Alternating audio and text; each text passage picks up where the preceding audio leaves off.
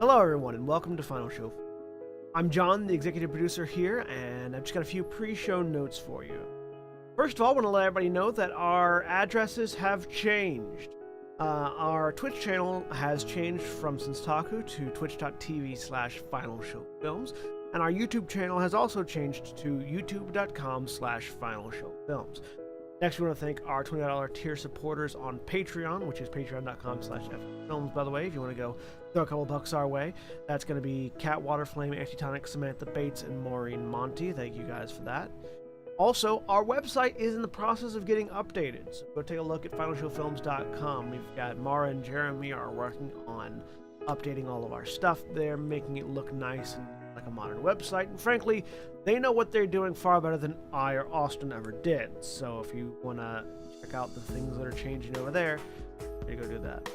Follow us on Twitter at Final Show Films for updates for all future things, including things that are going on with our website and going on with the Patreon page, and things that are going on live as we stream them, as well as our podcasts and everything else. So thank you very much for watching.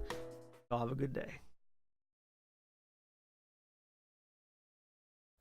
We're live. Hello, everybody, and welcome to the Bekerlund Bandits, a Grand Terra adventure run by yours truly. I'm John. I'm the Dungeon Master for this game, and with me today is Jeremy. Hi, I'm Jeremy. I am playing a wrestling. I just realized how that sounded, and I don't care. I thought that was intentional. No, it absolutely was I was not. glaring at you when I saw that name, so... I absolutely was not. Anyways, now that I say it out loud, he is a Dragonborn fighter. And Jeff. Hey, Dragonborn. Sorry. I'm Jeff, and I am playing Toss Pip His Pip, the gnomish wizard. And Auntie. Hi, I am Antitonic, and I'm playing Zond, the Kobold Warlock. And Aaron. Hi, I'm Aaron. I use they, them, and I am playing Fealty, the tiefling cleric who uses she, hers. And Cody. I'm Cody. I'm playing Merrick Tenpenny, the halfling bard. Bekerlund is a small barony, a part of the larger nation of Eskelgata, a border kingdom between the kingdom of Klivik and the free ports of Holmsund, in the land of Morn, situated east of the Tyrian Ocean. This is important information to know, mostly for set dressing. You, the players, were all members of a bandit group led by an Earth Ganassi named Gravel. Gravel's Graders was the name, pronounced by rolling the R in Graders, which was the point Gravel was in the middle of trying to drive home when the fireball hit. A group of high-level adventurers were out gathering coin by dealing with bandits, and you, unlucky ones, happened to be the group in question. Gravel was incinerated instantly, and the rest of you were knocked unconscious, and the adventurers didn't think you had anything worth looting in particular, so they left you practically for dead. You fortunately succeeded your death saving throws. Lucky you. Meanwhile, the arch nemesis of the Graders, the demonic cult of Anal Bledong, found your unconscious bodies and decided that you'd make good sacrifices, so they threw you into hell. Which is where the group of you awake.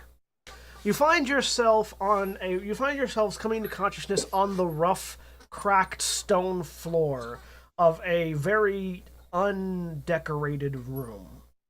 The stone on the floor is a dark brown, blackish color, looking almost like blood-stained cobblestone.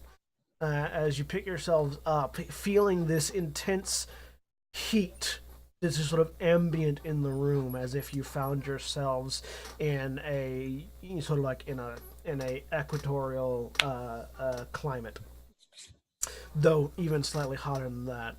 You also realize that while you are together, you are completely unarmed and unarmored. Your gear appears to not be on you, and you're not alone.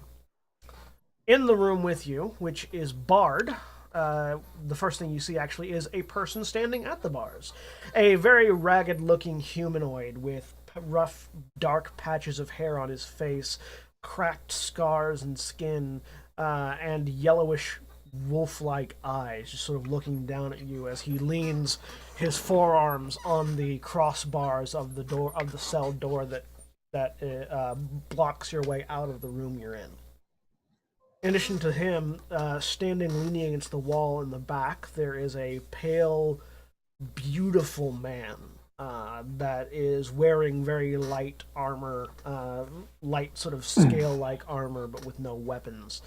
Arms crossed with a head of sort of ear-length white hair.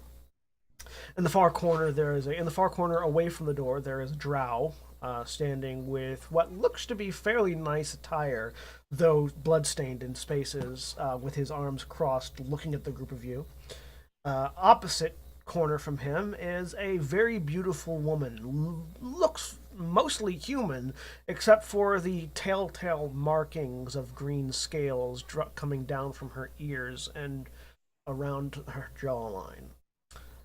Finally, in the middle of the room, sort of sitting side by side, there is what appears to be a very pale-looking human woman with shock white hair and a gray-skinned dwarf, also with equally white hair, all of whom are looking at the group of you. Which one is the closest?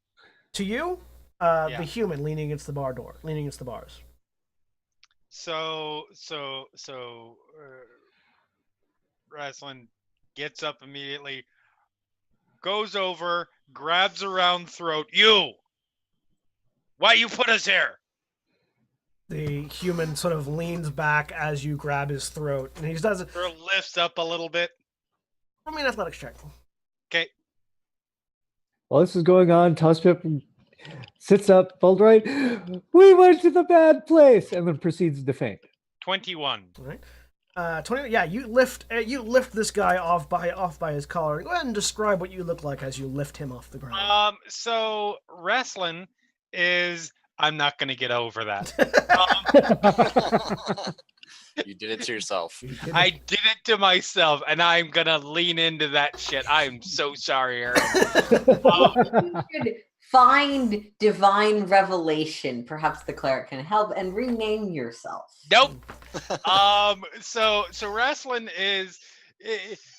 He's a big guy. I mean, he's a dragonborn, so we're generally fairly decent size, but he is just a bit over 6'6", over 250 pounds, pretty much all built muscle.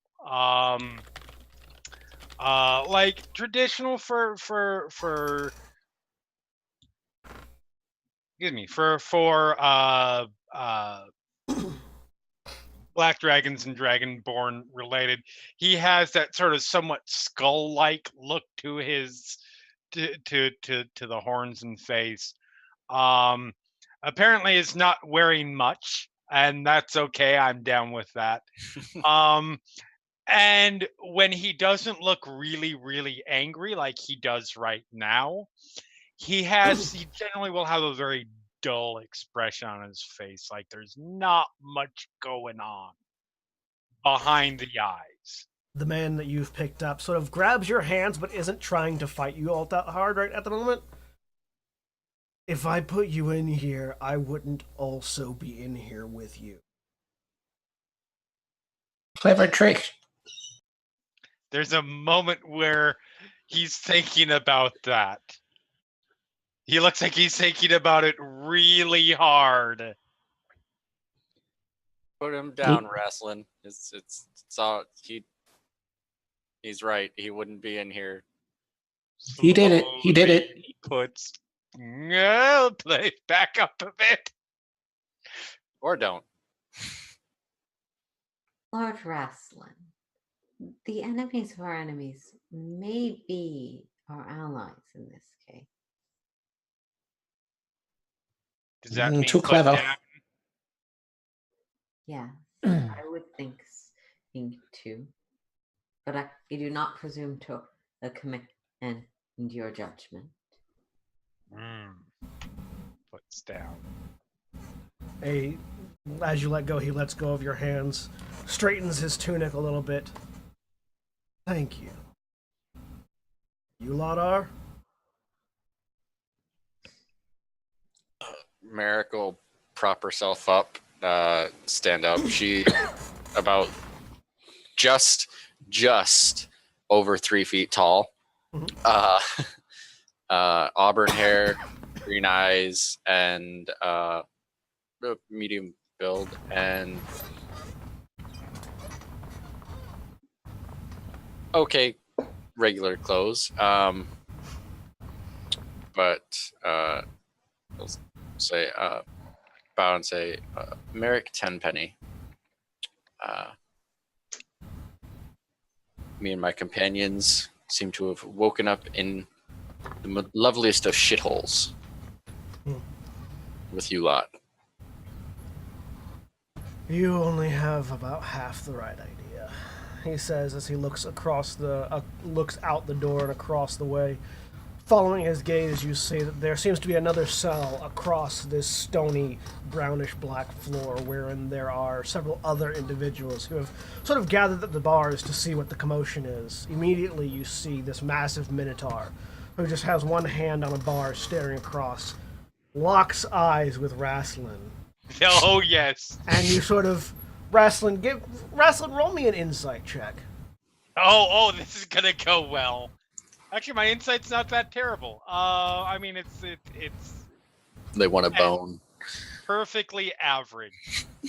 Rasslin, yeah, you get the feeling that that big guy over there, he can punch hard. That's as much as you get. Okay. As soon as the humans turned his back, I'm going to try and run up and kick him. Okay, making an attack roll. And Eric. as you're running up and kicking, what do you look like? Short, about 2.5 feet, and just lizardly green. I'm not sure entirely of what the clothing situation is like, but You're probably still wearing your normal clothes. You just don't have any armor at the moment. probably not good then.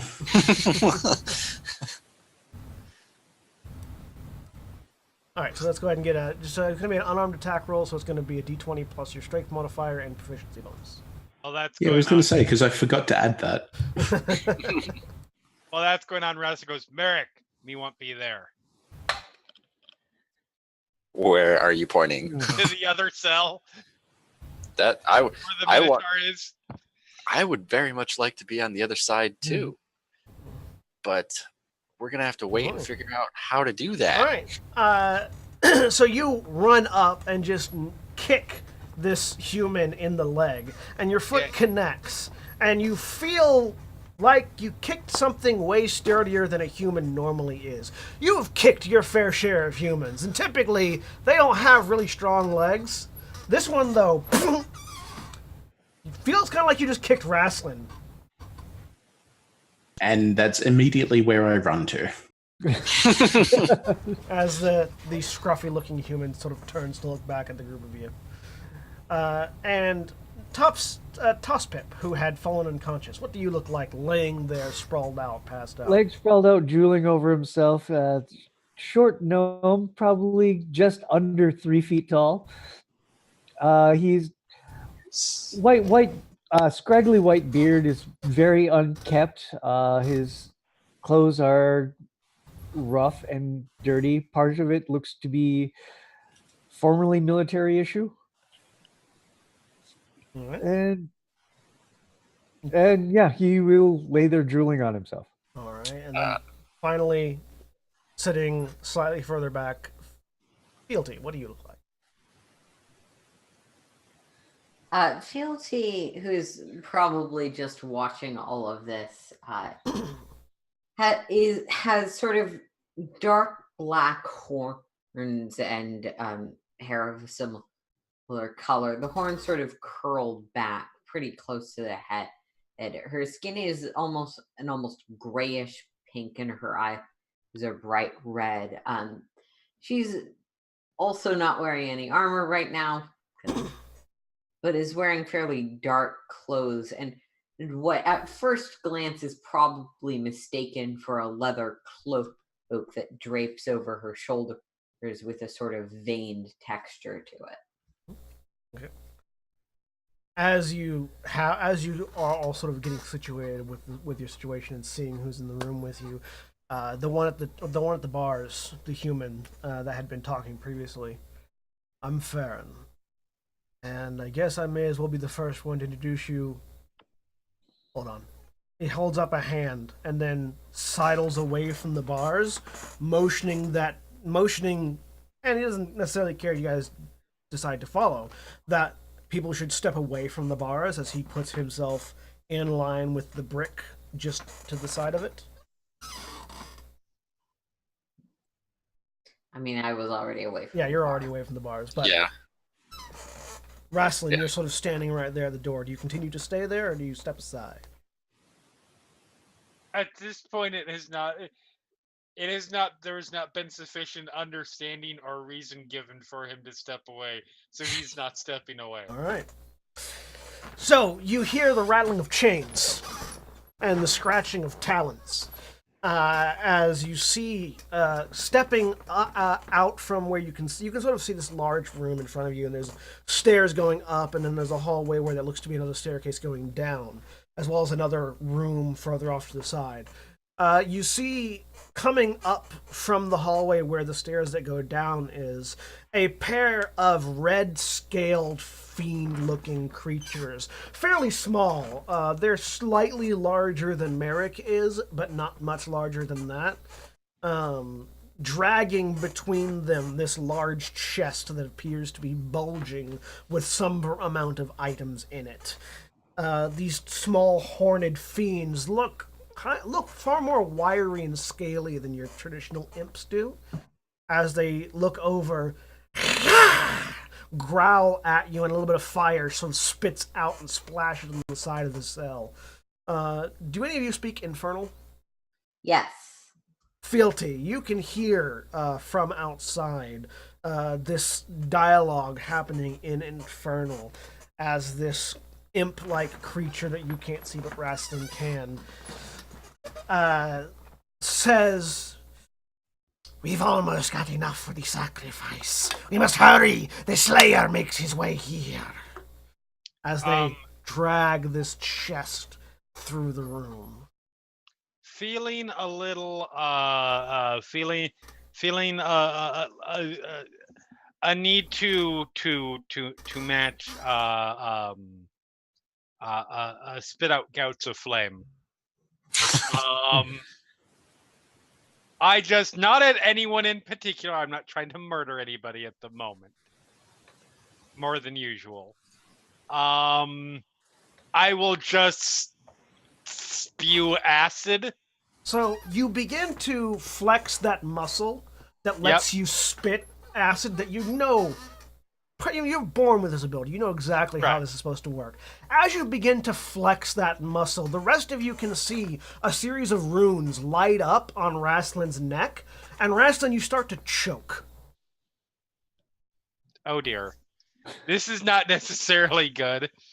You just start coughing and hacking and wheezing, and you're not able to squeeze that muscle in the right way to spit out that acid. Okay. That is a first. I've never seen him gag. You don't take any damage. You just can't get it to go. The human looks over at you. "Yeah, they've got that on us," he says, indicating his own neck where you can't really see anything. He sort of flexes a little bit, and you see his face begin to shift, only for it to, and you see his bearded face begin to fur over even further, and his fairly normal human teeth begin to grow larger, only for this series of runes around his neck to light up and his face to revert back to normal. I'm going to proceed to punch the bars many, many times while bellowing. Punching and bellowing ensues. These imps continue to drag the chest over into a small room off to the eastern side of the room, of the larger room that your two cells are connected to, before continuing out. Fealty, you pick up a little bit more mumbling as they go out. They seem to be preparing for some sort of ritual, and the group of you appear to be sacrifices. I'm gonna try to cast my light cantrip to see. You try to cast it, nothing happens. Son of a assholes. And again, that ring of runes around your neck just lights up. Saying that, I'm going to try and cast Eldritch Blast at the human. Same thing. You go through the motions, and the energy just doesn't summon forth, and this ring of light just appears around your neck. Going You're to lucky. toss it sort of on the forehead gently. Gonna what? Oh, Tap. Toss it on the forehead. Just sort of try and wake him up. wait, 5 more minutes. Wait, where are we? He just looks around confused. So I believe it might be beneficial to us to get moving quite soon. Neither of the things that they were discussing seem what we would desire, though that is not my choice to make. Farron looks over at Fealty and in Infernal says, "You can understand them too?"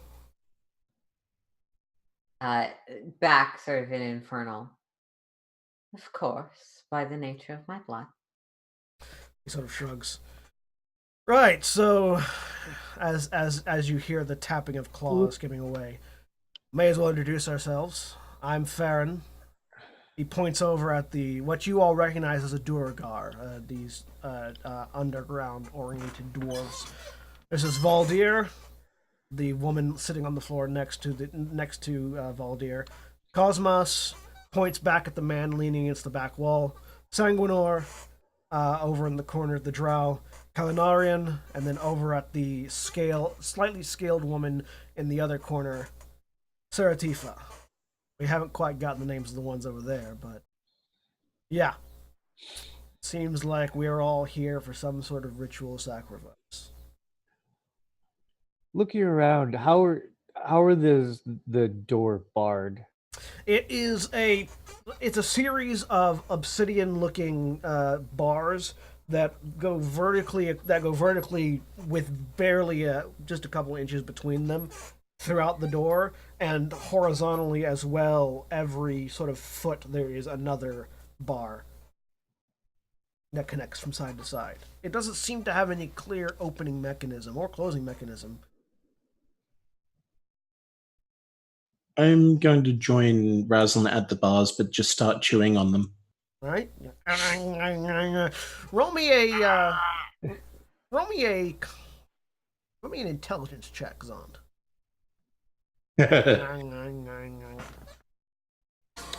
As you chew on these bars. 13. Well, this tastes like a particular kind of rock you've tasted before. Sort of like a volcanic rock. It's very like rough and sort of has lots of porous feeling to it, although it is particularly strong and you're not seeming to make any dent to it. I mean, I have eaten a lot of rocks, obviously. Yeah, obviously. So, the two of you are banging on and chewing on the door. Yep. What about the other three? Tospip, Fealty, and Merrick. I'll look over at the changeling guy who's been talking to us. What have you tried to do to get through the bars?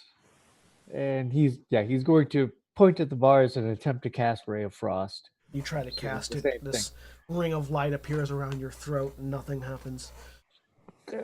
Oh, we've spent quite a while pulling, pushing, and beating on them. And he points over at the other side. The Minotaur and whatever the hell that is, looking across, you see with the Minotaur there's also what appears to be a elf, except that it is an elf that has the same build as the Minotaur. This large blue, extremely well-muscled, elven-esque entity with long red hair who's just sort of leaning against the bars, looking across and smirking at the Dragonborn and Kobold who are chewing and beating on the bars in their own time. Like, those two big guys, I'm pretty certain they look very strong at the very least. tried for a while to pull and bust down the bars and the bricks around it and weren't able to do much. Something is growled in Draconic. That comes out as roughly quitters never win.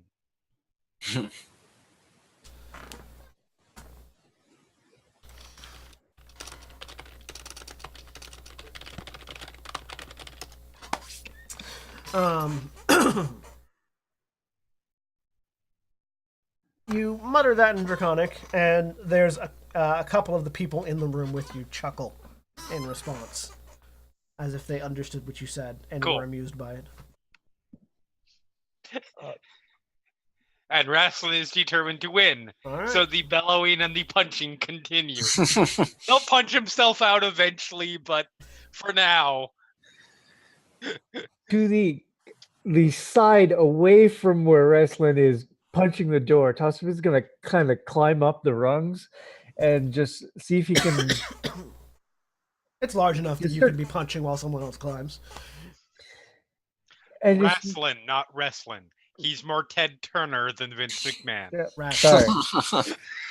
Wrestling. He's just going to climb up and just try to see if he can look on the door to the other side to see how the door is set up. So, an idea that the two doors will be mirrored. Yeah. So you sort of climb up and look. Give me a perception check.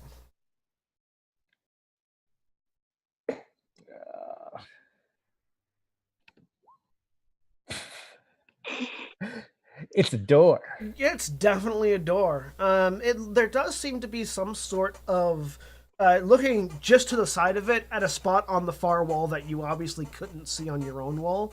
There does appear to be like an arcane rune of some kind etched in. But it's sort of like just to the side of where the door stands and can't be reached from inside the door.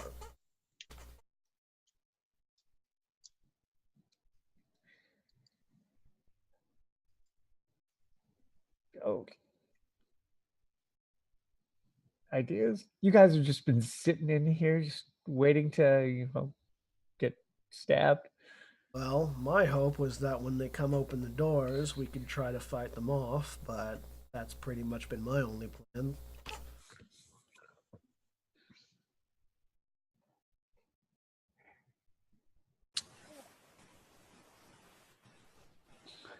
What about you, Fealty? What you doing? Fealty is just watching all of this. Okay. All right. Tosspip said that there was a rune. Yeah, I would point out, it's like, you look, try to see if you can reach his hand through the side of the bar and just try to go, is it here Well- somewhere? Yeah, you're sort of feeling around the wall, and you don't feel any difference, at least not nearby. And you can't, the bars are too close together for you to get your head through, so you can't see it either. I am taller, so my arms are longer, so I'll try to see if I can feel it. All right, Merrick, you You're reach only through. a couple inches taller than me. I want everyone to make perception checks now. Okay. This is hearing related, if it matters, and a couple of other people are going to make some too. It's a solid 9 from It's a Merrick. good old 10. One. Good old fashioned God. 0. Your wisdom is as low as mine is, isn't it? So, Fealty, you hear at roughly the same time as Farron reacts, and you can see him visibly react to something. The sounds of footsteps coming up the stairs, but they're not. Unlike the last ones that you heard, they're not. These are not taloned feet. These are booted feet. Cody, if you could put your name in Roll20, that'd be awesome. Oh, yep. Sorry. But insert name of Cody's character here. Merrick. You may wish to step back for the moment. Why? I'll reach my arm in. Bring my arm in. Drop Back up. off the bars. Farron follows up the question with something's coming. Ooh. Wrestling stops finally. And I don't recognize it. Gustrip will go and hide in the far corner. Aaron, I couldn't hear what you were saying. Perhaps the Slayer they mentioned? Maybe. They've been talking about that one for a while. Something's got the demons here scared. They only refer to it as a Slayer.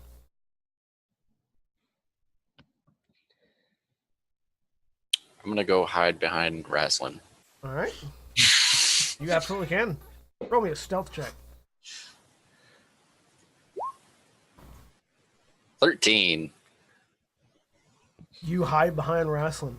As Yep. you do, Farron, you see Sanguinor, the white-haired human, sort of gets off the wall and walks up to sort of stand next to Farron, who turns and looks at the rest of you.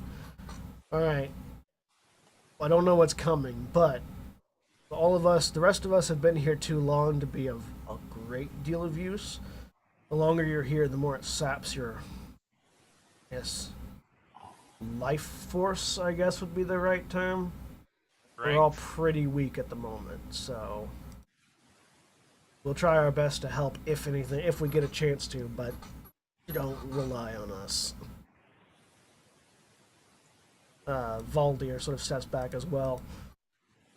And you see coming up the stairs an elf.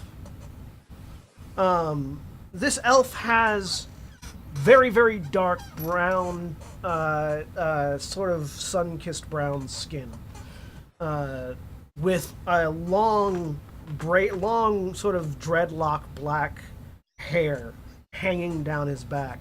He's sort of wearing an outfit that is kind of like a robe on top that just sort of covers only a part of his body, and at his hip there are four different blades just sort of hanging at various angles, one across the back, two on his left side, one on his right. Wearing this sort of blue robe and then pants and boots. The distinctly pointed ears of a half-elf, actually, now that you look at him. With a pair of golden eyes, just sort of walks into the room, the eyes flicking to the left and right. Wrestling steps up to the edge of the cage and just glares. Son of a bitch, I was hiding behind you. Merrick, your cover's gone. You're visible again. Fuck! So this would be where they have been keeping these sacrifices. The elf says, looking to the side of either one of you. Looking to either thing. Well, can't hurt to have more feet running around. The elf moves over towards your cell. So, quite a ragtag bunch you have in there. Are any of you disinclined to be eaten by demons and used to power any demonic magics? Wholeheartedly fuck that. Looking at the group. That wasn't plan A. Do you want out, Wrestling? Yes. Good enough for me.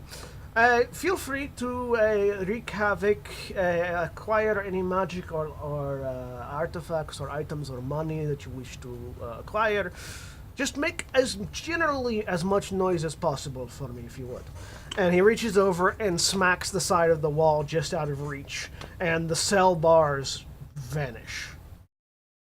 He walks I over. would fall to the ground because I kept chewing. Yeah. Boonk. Zahn just hits the ground. We free. We're free. All of you can make me a history check as this elf. You go to the other side too, or Yeah, he's heading to the other side too. And Can you do anything about these? And just point at my neck. about what? He says. You realize that the runes only appear when you tried to cast magic. I got a 12. It is worth mentioning that whatever history knowledge may be going on in what counts for brain is in the back of Raslin's mind right now, because he is currently walking across the hallway, the centerway, straight towards the Minotaur. Oh yeah. These and starts trying to summon Mage Hand. You summon a mage hand. Oh, hey, that hand just kind of floats around. It waves. appears that it was tied to the lock. Fuck yes. The elf taps the rune that makes the opposing door disappear. And Rasslin, yeah, you're walking right towards. Just go straight like this far away, just doing the stare down. All right, so you and this Minotaur, and also this really fucking big, like bulky elf-like creature. Just the three of you, just toe to toe and eye to eye at the moment. All three of you equally large shit houses as the other, with the kobold down there by your foot, like as an afterthought. I'm walking up behind this too and just looking. Let's go ahead and get you guys over to this map so you can sort of see a little bit of what you're seeing right now. I will roll an intimidation because, of course, I will. Oh yeah, go ahead. 22. Let's see how they do. 9.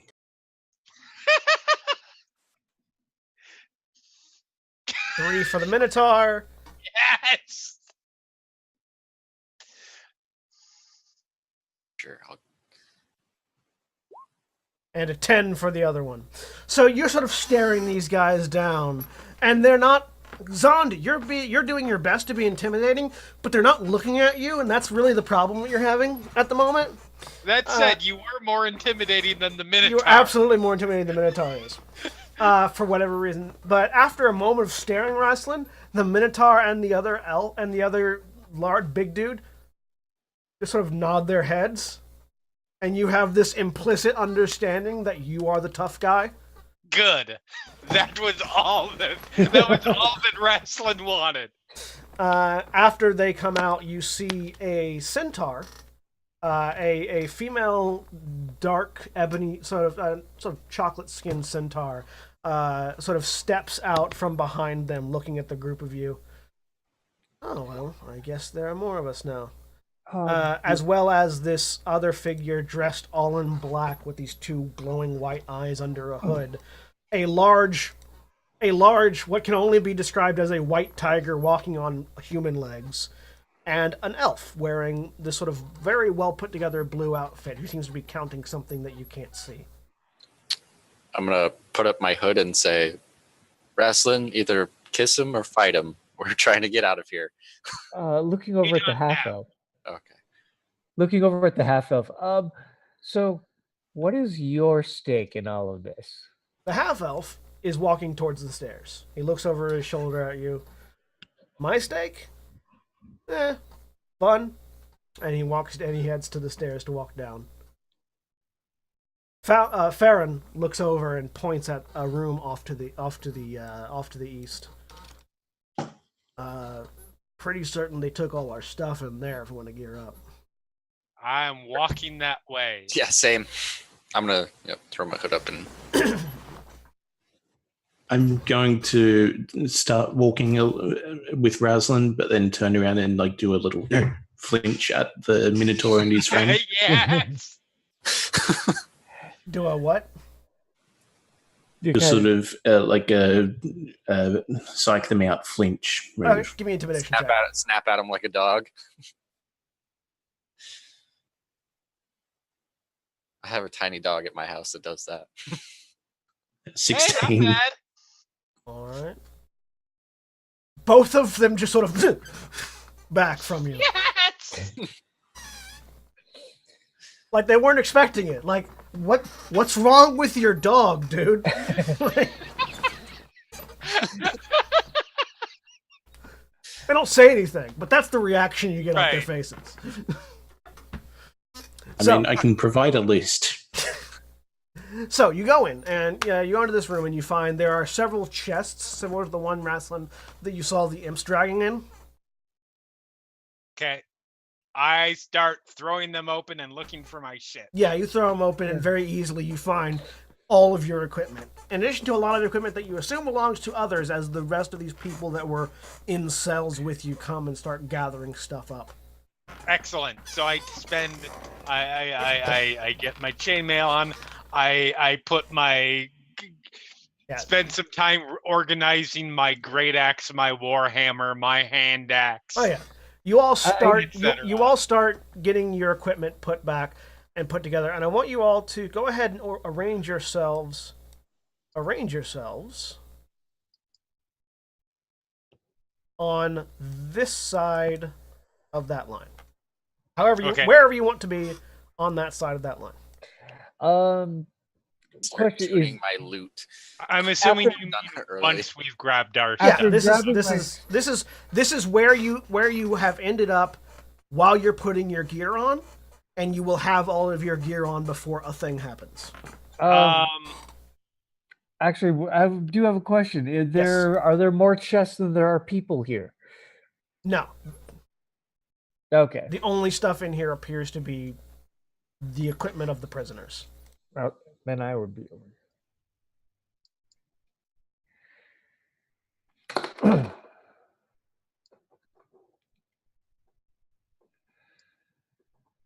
You do notice that the robed figure that came out the other side is a warforged. You're all familiar with what a warforged is, and you see him grabbing a belt of daggers, holding up his left arm, and a just part of his arm just pops open, and he starts loading daggers into his forearm.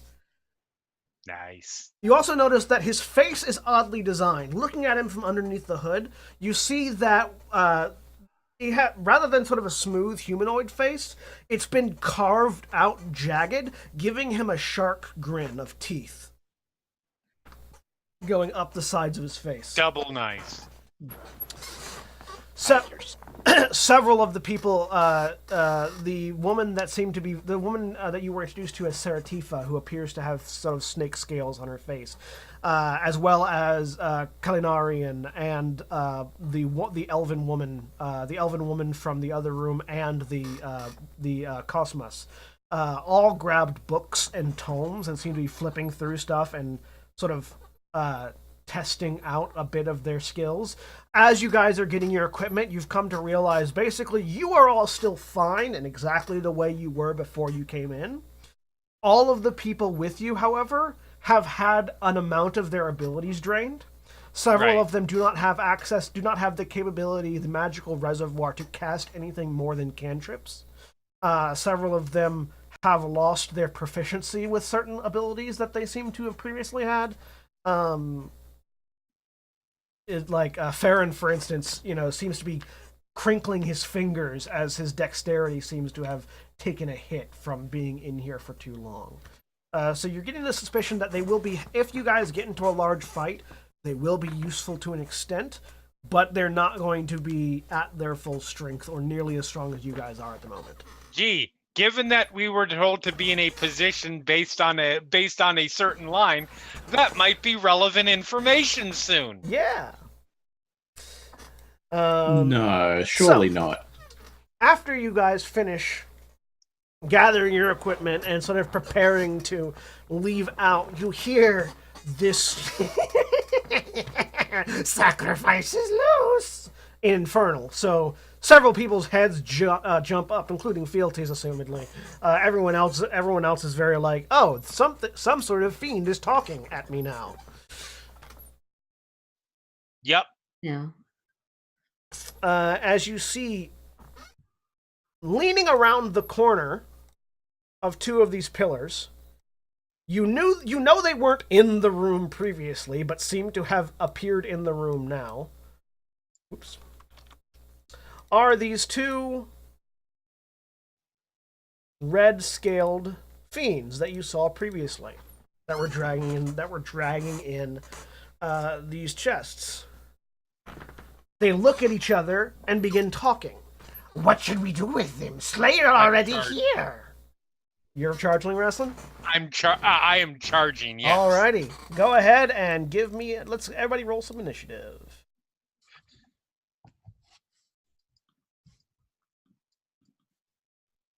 And let's go. I am not charging quickly, but I am charging. Oh, yeah.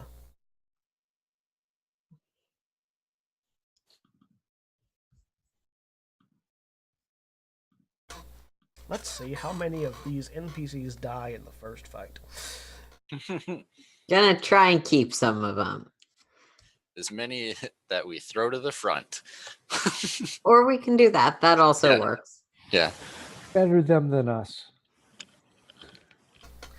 A bandit, true, but a bandit gang with only 5 members is a very small bandit gang. Yeah, but we respawn. They don't. Some would call small. They would, instead of saying small, they would say tight knit. I mean, It's just a matter of wordplay. throw them all in front now. We need some to throw in front when we Later. get to the next encounter. Yeah. That is also. Can we make sure they run forward in a straight line? I don't want to do too much work when I'm killing all of them. This is their tryout. This is them attempting to do a thing.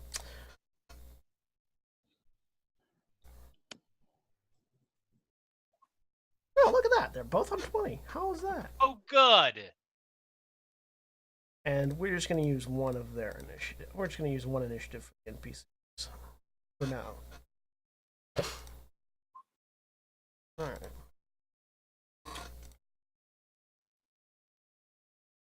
All right. So Zond, Razlin looks like he's about to charge these fools. Do I know sort of which direction he's heading? Yeah, you can tell. Razlin, which one of these two were you about to charge? He sort of gave his intention away by pointing directly at the. He's smart enough to know whether he could read. Yep. Pointing towards this one up north, and going, you're gonna die, and then getting ready to run. I see we have the Rock here to lead you all. It's more Hulk Hogan. And so I'm just going to Sorry, you cut out there. What was that? wheel around in front so I can get a view of the one at the south and try to Eldritch Blast. Go ahead and make an attack.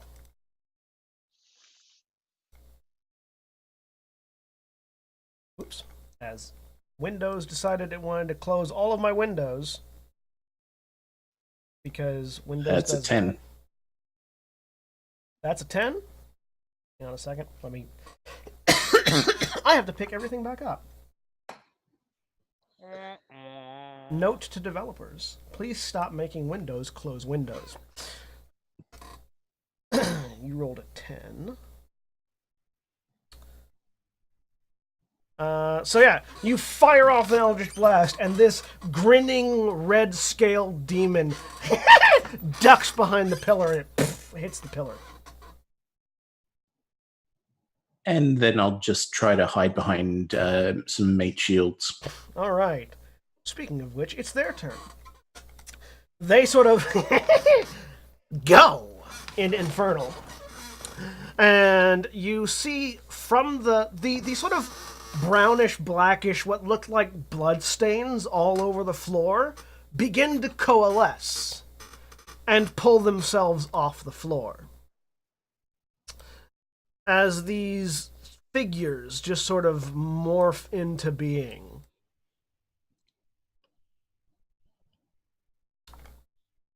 These creatures that look kind of like greenish brown apes that don't have a whole lot of hair but have far too many teeth sort of stand up out of the ground, growling at you, very obviously not trying to say anything, just growling. As they move forward, they have a movement speed. 5, 10, 15, 20. One of them gets they're roughly the size of Merrick, using Merrick as our measuring stick. The Merrick system. The Merrick system, yeah. Not quite as good as the metric. 4. 1, 2, 3, 4. 1, 2, 3, 4. 1, 2, 3, 4. 1, 2, 3, 4. So they sort of shamble up as they pull themselves out of the ground, getting up close and into range with a couple of you. 2 of them seem to be attacking the centaur, and missing badly. as they roll. One of them seems to be attacking the small Duragar, also missing as the Duragar manages to get her shield up and in the way. And as they're doing that, the two back by the pillars sort of look over the heads of the demons that are sort of rushing in up to the front line. Eeny, meeny, miny, mo. The one that Rasslin had pointed out points back at Rasslin, and as he does, a bolt of fire just erupts from the finger as he finishes counting. Okay. Does an 18 hit you? Yes, it does. You take 1 point of fire damage as this little spit of flame smacks into your shoulder. The other one aims for... aims at Zond, because Zond aimed at him. Does a 12 hit you, Zond? It does not.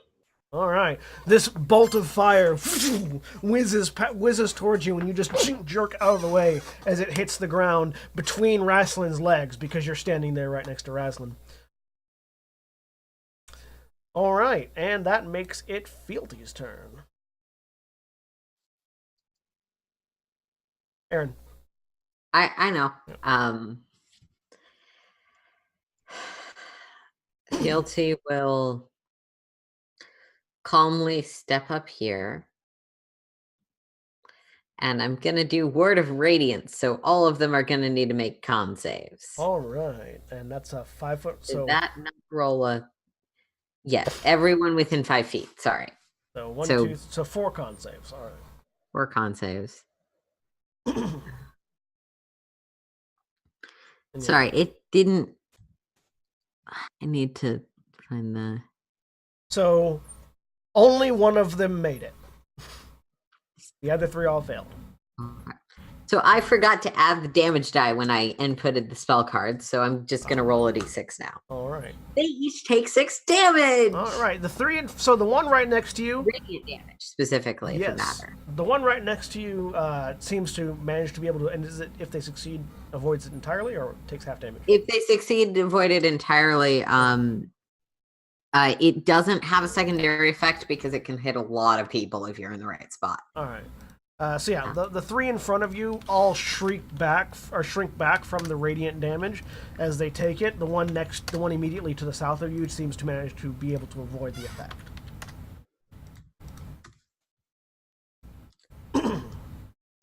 Oh, it's... I see what I did. Never mind. I accidentally inputted it as having a level. Never mind. Yep. Anything else on your turn? I have all my equipment now, right? Yes, you do. That is my turn. Oh, okay. Yeah, everyone has all of your equipment on. Toss Pip. He is going to lean around the corner of this pillar. And he's gonna like, yeah, guys, go get him. And he's going to cast Ray of Frost at the one directly south of Fealty. Okay, go ahead and make the attack.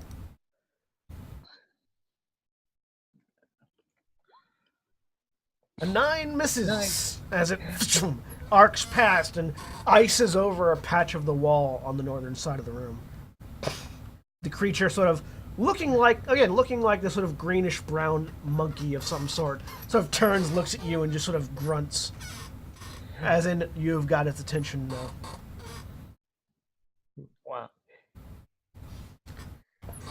All right. Is that anything else on your turn? He's going to move back. Whoops. He is going to take a few steps back. All right.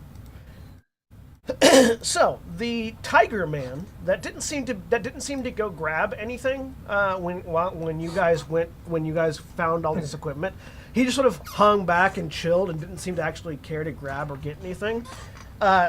Holds out his hands and just sort of flicks out these razor sharp claws as he moves up to sidle next to to sort of flank one of these creatures with the centaur in front of the flank one of them with the centaur. and he's going to make a couple of attacks.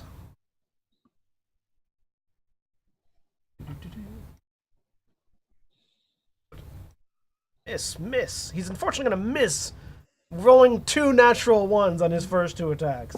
Shit. As he, but just seems to not quite calculate correctly for the smaller target that he's attacking, and just whiffs both times.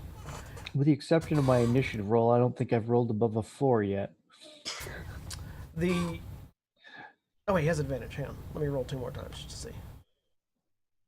Ah, actually, he doesn't whiff. He hits. Just sort of carving into this creature with his razor-sharp cat claws. It seems like, as much as he may be weaker than he would normally be, cat claws remain cat claws. The centaur bucks up and kicks at it and just sort of splatters the head of this creature in front of her, killing one. The others seem to be moving a little bit slower and don't seem to be able to do anything on this turn. Merrick. Okay. To check this.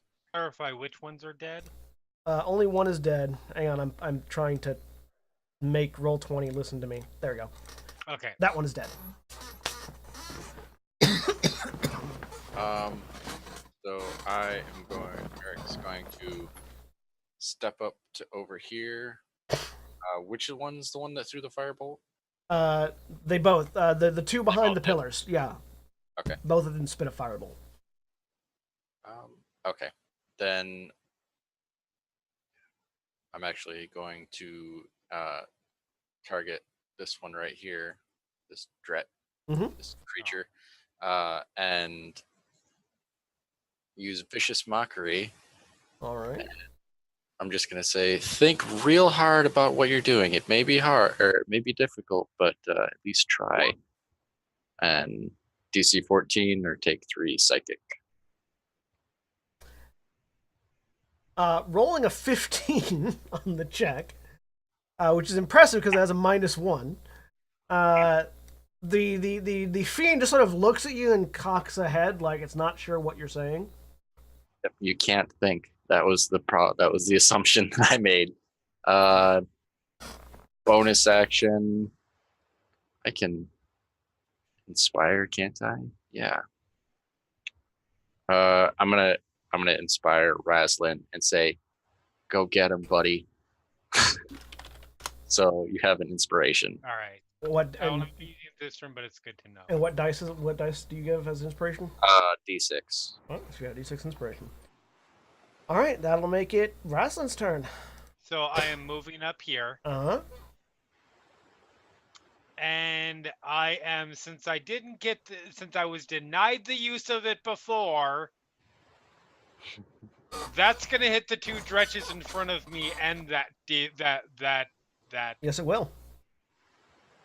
The cackler. Other thing. DC 13 Dex save or take 8 acid damage for if they make the save. All right. And these are 2 that have previously been injured as well. Dex saves. A natural 20 and a 15 for the 2 dretches in front of you. Okay. The cackler.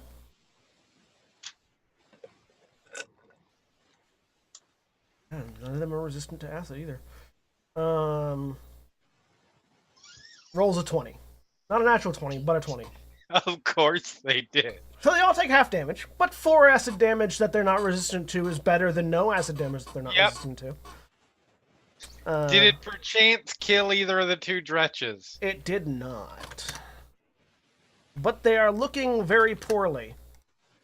Okay, that's fine. I am going to. This is very stupid, but I am playing a very stupid character. Do your thing. 10 feet. All right, you're going to take 2 attacks of opportunity.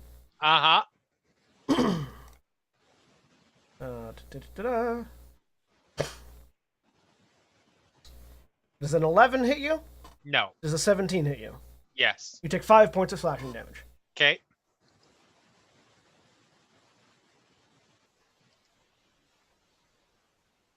15, 20, one more. A 6 misses. Yep. 25, 30. Okay. I told this guy he was dying. Oh yeah. That's my turn. All right. Oh, wait. You know what? Bonus action to second wind. You do that.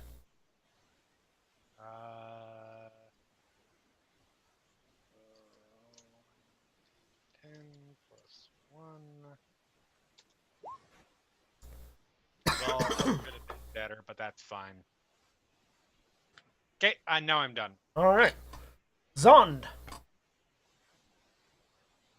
Seeing that Razlin's going to go have some fun, I'm going to continue trying to Eldritch Blast the other one in the back. So I'll move out again. Okay.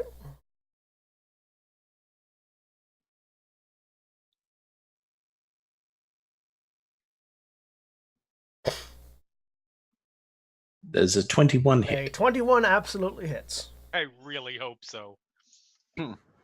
For 10 force damage. The cackler sort of leaning out watching, and then this Eldritch Blast just hits it in the face, and its face goes away. Yes. As you killed it, exactly. Now who laugh? As it falls to the ground, an ethereal cackle continues on, but no one is near enough for that to have an effect, so it just hits the ground. Anything else in your turn? Character names just Nope. suddenly get much bigger, or is it just me? No, they did for me too. Okay. I don't know why they got much bigger, but they did. Not a big deal. I just randomly, I looked away and looked back, and they looked bigger, and I wasn't sure if I had lost my mind. No, they look bigger to me as well, and it's weird. Anyways, anything else in your turns on? No, I'm good. All right, the other cackler's turn. The cackler looks at Rasslin, and in this sort of broken common, says,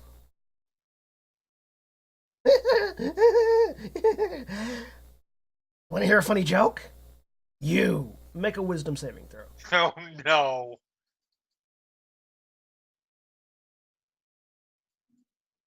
$11. You, for whatever reason, that's funny. God damn it! You just start laughing uncontrollably as you are under the effect of Tasha's hideous laughter. It's hilarious, and you hit the ground. You are now prone and incapacitated and laughing.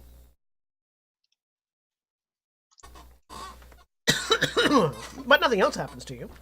The Dretches continue their assault. But now they've got new things to hit. Fealty, you got a couple of attacks coming at you. Somebody punch me!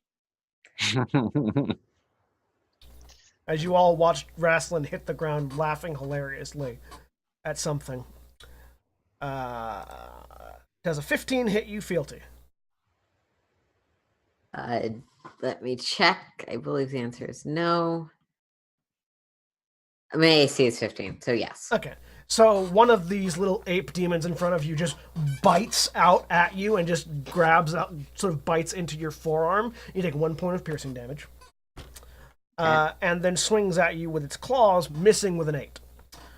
Another one attempts to bite you, misses with a 13, and attempts to slash at you, hitting you with a 20.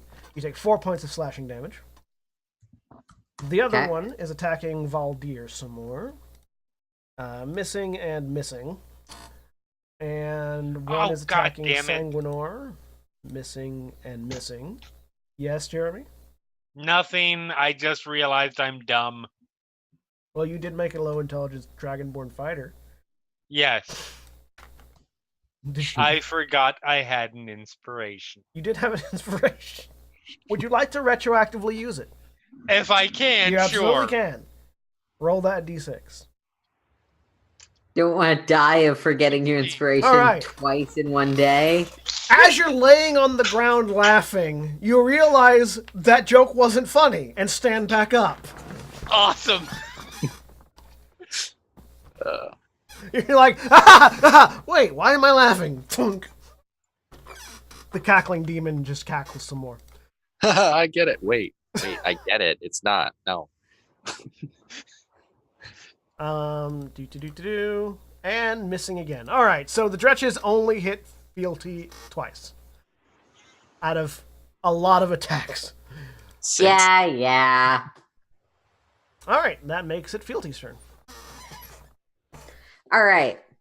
Guess who's getting Word of Radiance again? Yeah. All of the Good dresses that are choice. within 5 feet of me. You do that. Yeah, I do. You know, DC 13. if these Con. Dretches could hit, several of the NPCs they were attacking would be dead, but they can't fucking hit. Good.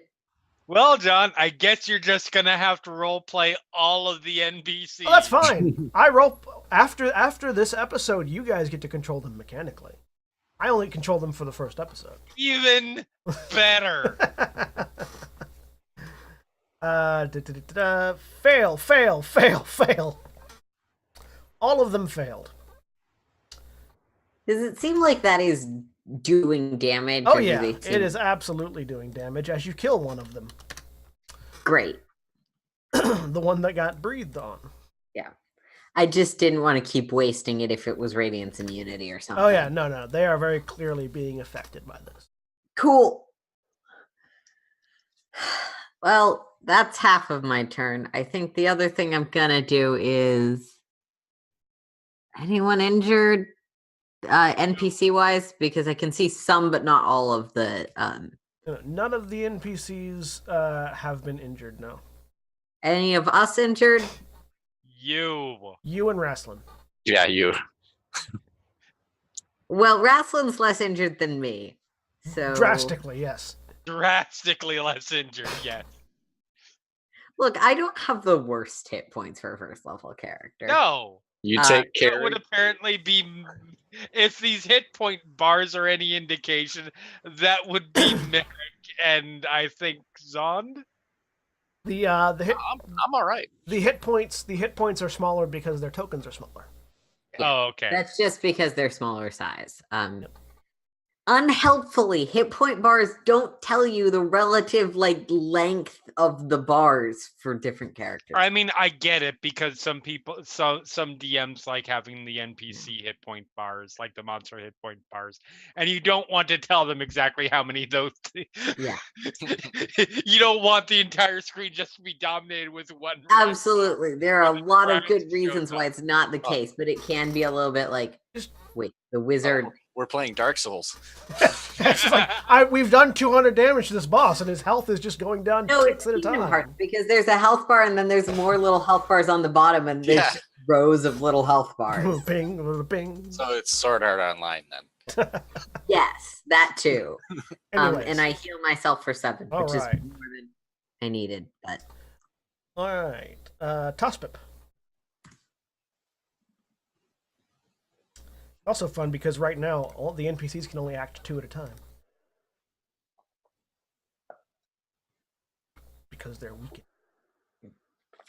Because you didn't want to throw in enough monster to make make it a challenge for that many people and have this fight run like 7 hours. I get it. There are mechanical reasons for the narrative limitations. Yes. Yes. This turns into a situation that would turn into a situation that literally happened in my tabletop game tonight, where it's let's watch the DM roll all the dice in this combat. You know, they are all currently 0th level NPCs, and only 2 of them can act at a time in a combat. Currently, they'll get better if they survive. Which, judging by the way the Dretches are trying to kill them, they will. Yeah. Anyways, Tospip, what you doing? Can't hear you, Jeff. Tuspip covers his eyes, waves his hand, and he's going to cast Magic Missile. All right. And 1 missile each at the guys down in a row. All right. So 1, 2, 3. Go ahead and roll them. So Roll the top damage. one. 3 to the first one, 5 to the second, and 2 to the one on the bottom. All right. These magic missiles hit sequentially in a row, almost like a Macross missile array. All right, NPC's turn. The what feels to you all to be a ASMR, because in Grand Terra, ASMR have distinct physical features that you can pretty much always tell if somebody's an ASMR or not. You just can't tell an ASMR of what deity, because all ASMR and Grand Terra have specific physical indicators of who they're descended from. This one doesn't seem to have any, or at least none that any of you recognize. Steps forward as Sanguinor whips Maybe they out. realize their own power, Whips out. their own godliness. Sanguinor, who has a large glaive, sort of lashes out at the one right next to Fealty, missing. And then the large elf-like creature that was with the Minotaur steps up and, with a trident in 2 hands, stabs down at another Dretch, hitting There you go. Here we and go. killing it.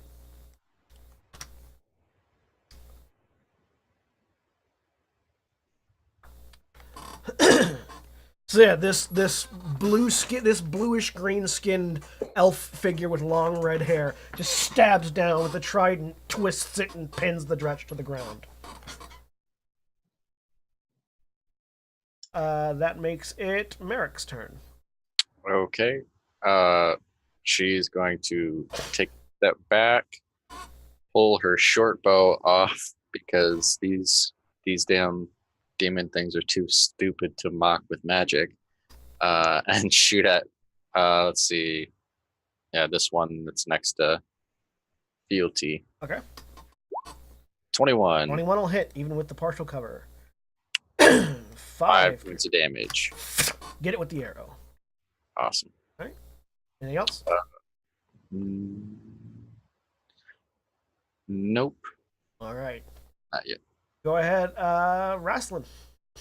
Wrestling pulls the great axe off of his back, raises it high over his head, and probably rolls a natural 1 because this is me. Hey, Or a 19, which makes it a 26. 26 hits. I get to re-roll that.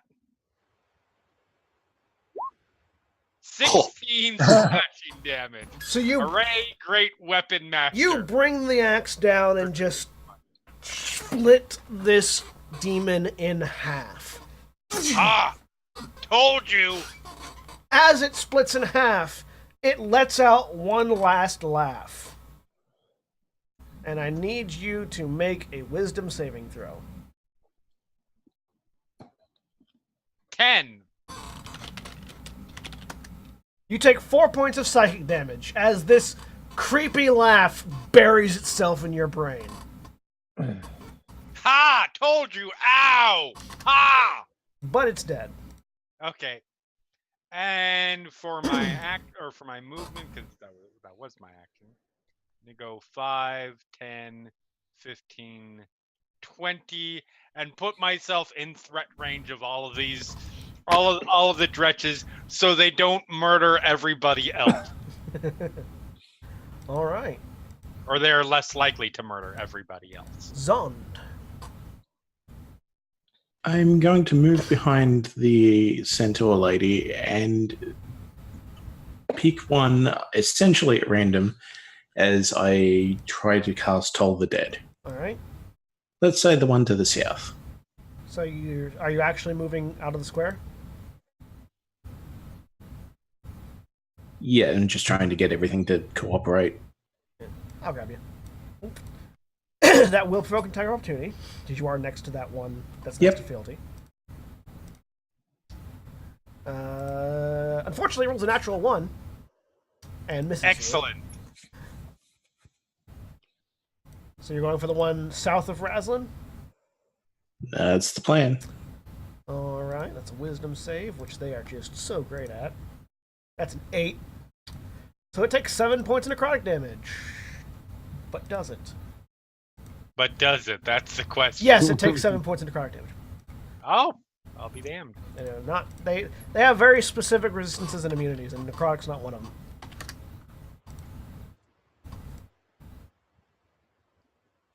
Alright. That makes it so the cacklers are dead. You hear everyone rolling a perception check.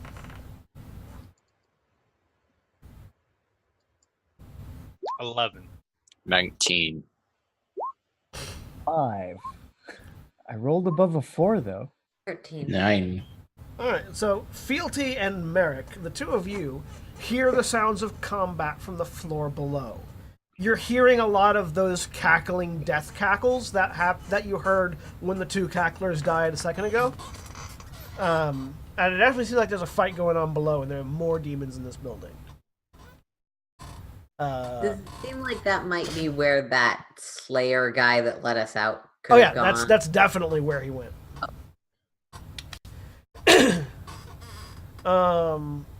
Also, that's where Diablo is based on this dungeon. The Dretch's turn. I just want to hear that music in the background now while we run through here. If it wasn't copyrighted music, I would Yep. play it. Hey Blizzard, let us license your music for Yeah. free, please. Everybody gets one, right? You all get the smell of sulfur and something else as these three remaining Dretches open their maws, and this green gas just erupts from out of them. That's their turn.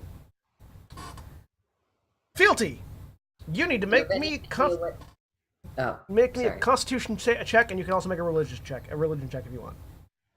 Thank you. Religion. And I need you to make me 3 Constitution checks, because you're right in the middle of them. Actually, 2. Sorry, one of them's away. 2. All right.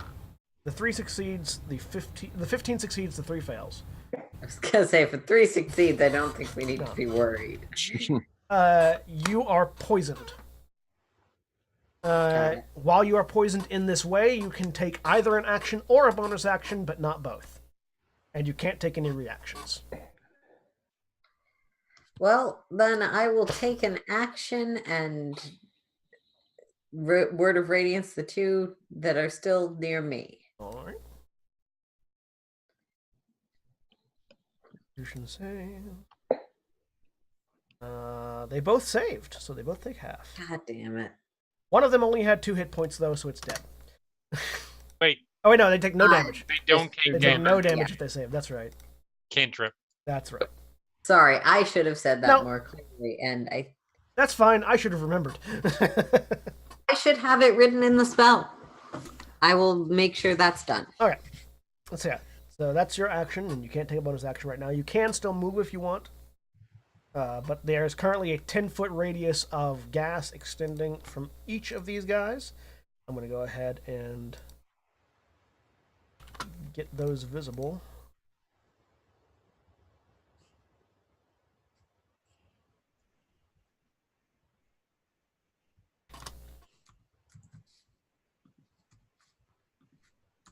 I love Hell. I love this Hell's dedication to the spike motif, There are lots of spikes. with the spikes that are extending out of the stairs in 2 instances. Yep. That is awesome. Very 80s heavy metal. You are currently in a hell fort, and this is what they look like. I am in the center of the Venn diagram. You are, which means you get to take all 3 of those things. You intentionally stood there. I did. I just like the fact that, like, it's literally a Venn diagram that I am in the dead center of. Yep. But yeah. Tosspip, it's your turn. You are not in the radius, so you don't have to make that save. Yeah. So he is going to move over to here, and he's going to try to Ray of Frost the one directly south of Fealty. Okay. Roll me that attack. Oh, 23 hey, hits. 23. Takes 5 Hopefully they're not immune to ice damage. So the Ray of Frost hits it. And where normally when you see a Ray of Frost hit something, it sort of freezes part of it. This one freezes, and then the ice immediately flakes off. It did damage, but not as much as expected. They have resistance to cold. Well, fuck nuggets. Not immune. Well, crap.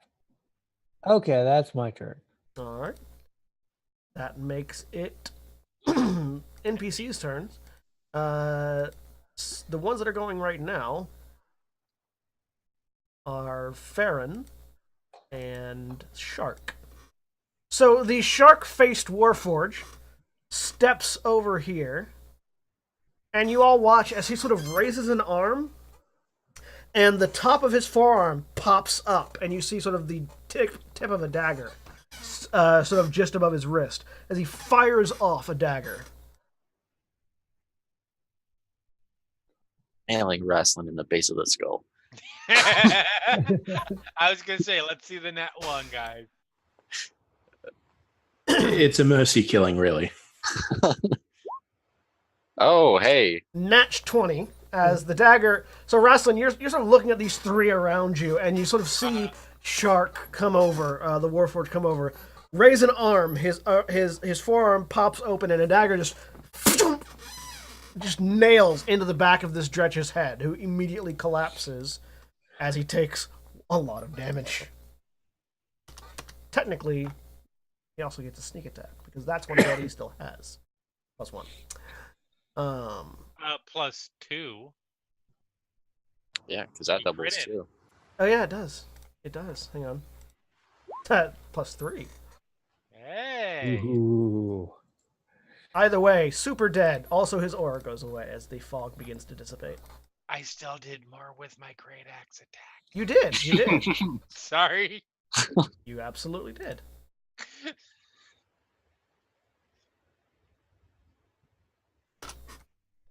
Great axes do more damage than daggers. It's true. Yes, they do.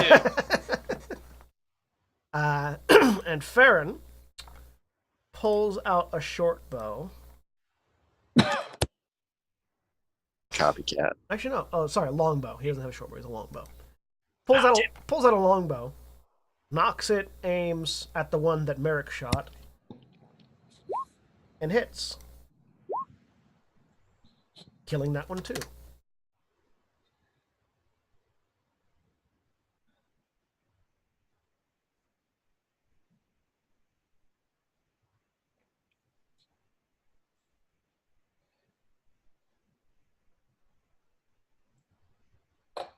All right. That makes it Merrick's turn. Okay. There's only one left. Yep. Yeah. I'm gonna take a shot at it with my short bow. I'll try to. I'll step over here. Boink. 25 25 hits. for 5 points of damage again. And that one's dead too. As the last of the Dretches hits the ground and the fog of poison dissipates, you all can now hear the fighting going on below you. As several of the NPCs begin coughing, having been caught in the poison. Do I know what might cure, dissipate this poison? Time, rest. Give me a medicine check real quick, since you are currently under the effects of it. I'm gonna Yeah. take the 2 arrows from the one Dretch. Farron can get the one from the one I killed. 12. This is a while it was generated from a demon, this is a poison that can be healed with medicine. So if you have an herbal kit, or if anybody has an herbal kit, they can use that to quickly batch something up. It'll take a little bit for the herbs to go into effect. Magic would also work and be quicker. Yeah, that's a second level spell, but Okay. It is something that can be cured. It does not have to be waited out. Well, yeah. I'm just gonna deal with it for now. You notice that the Valdir, the Durgar, is pulling out a mortar and pestle and putting some stuff in it and beginning to grind out some sort of medicine. That also works. Hudson is starting to walk this way. Wrestling. Don't go too far. The Minotaur and the big elf are following Wrestling. As is Zond. Yeah, I'll follow Wrestler. Why not? Auntie, we lost your camera, by the way. Huh. We'll kind of trail along behind, just going, maybe we should wait for the other guy to like kill some more things, then we can go down there. Farron calls out to the group of you. We'll wait up here until this medicine's ready, and letting you continue on your way if you so desire. I mean, Wrestling, are you okay? Yes.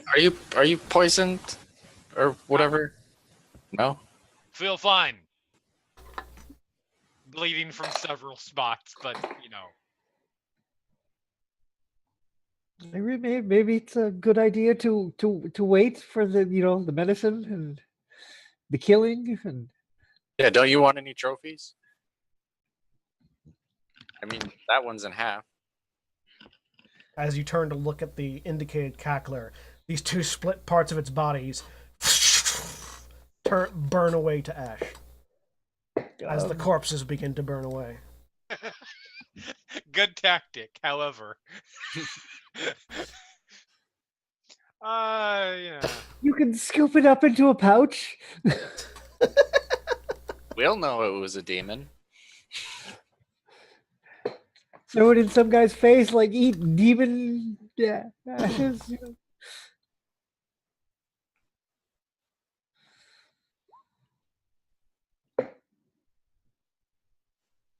Are you continuing on, Jeremy? Wrestle looks extremely frustrated.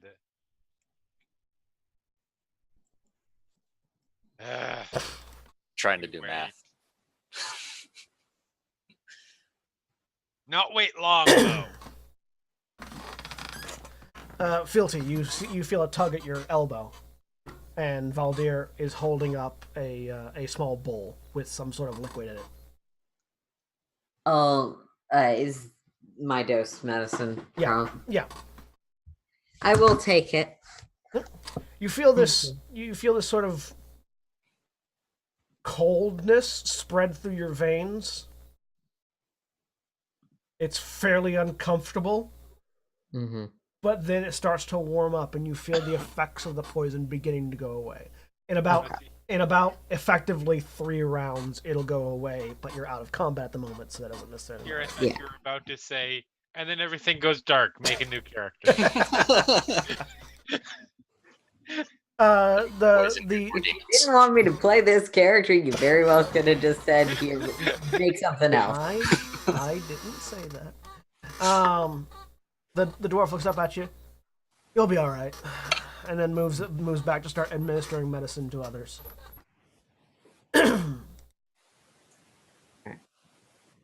We did pretty all right. Not a scratch on most of us.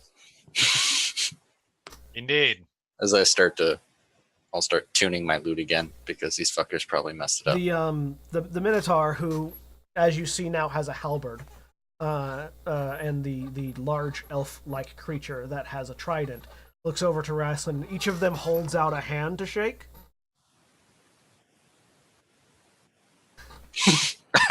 The Minotaur just says Kadern, and the other one says Decimus.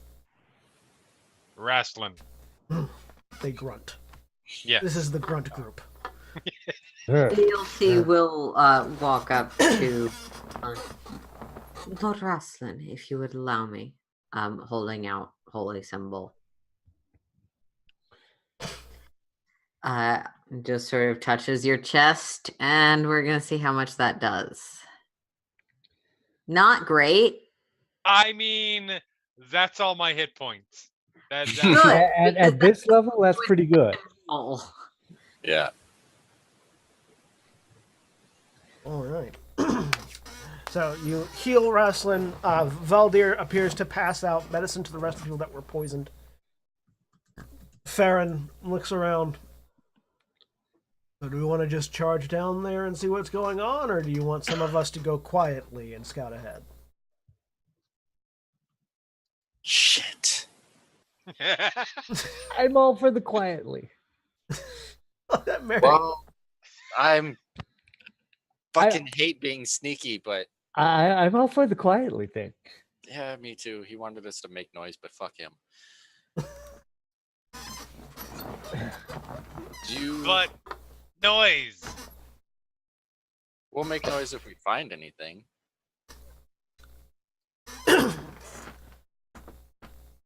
Nothing wrong with that.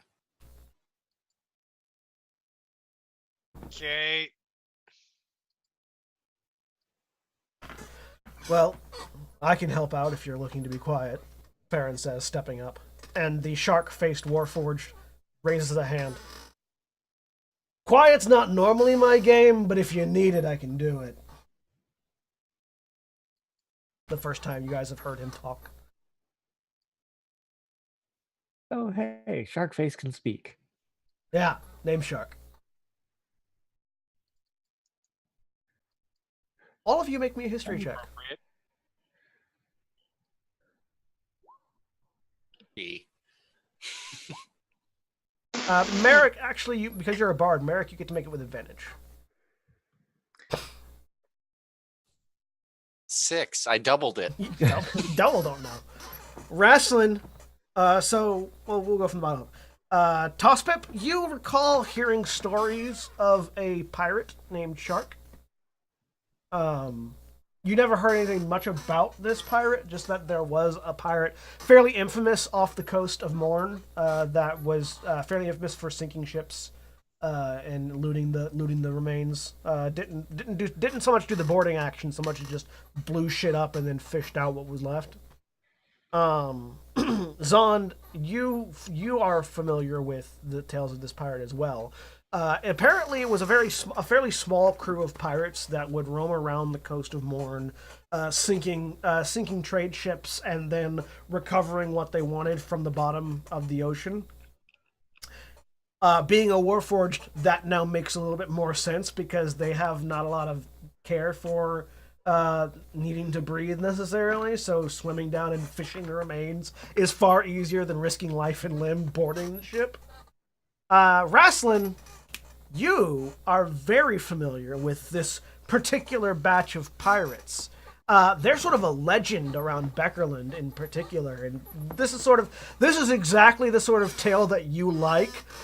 Right. Badass pirates blowing the fuck out of ships all over the place.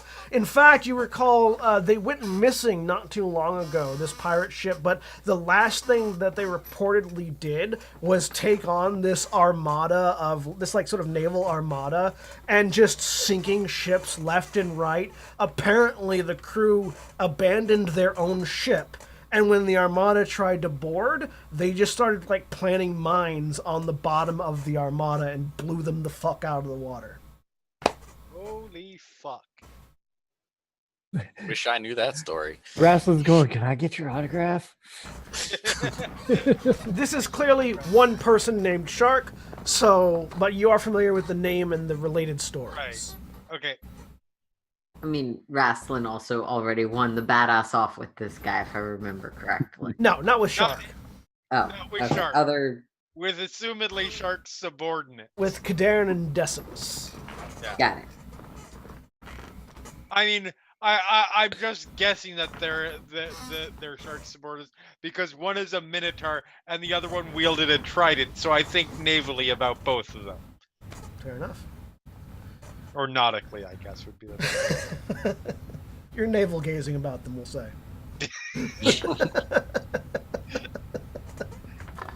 Anyways, Too late for this. Which one was the one that was speaking demon shit? Farron. Farron. Have you heard them talk about any way out of here or how they bring people in? No, but I can tell you we're on the upper floor. Those stairs lead to the roof. He says, pointing at the stairs that are right next to where Raceland's standing.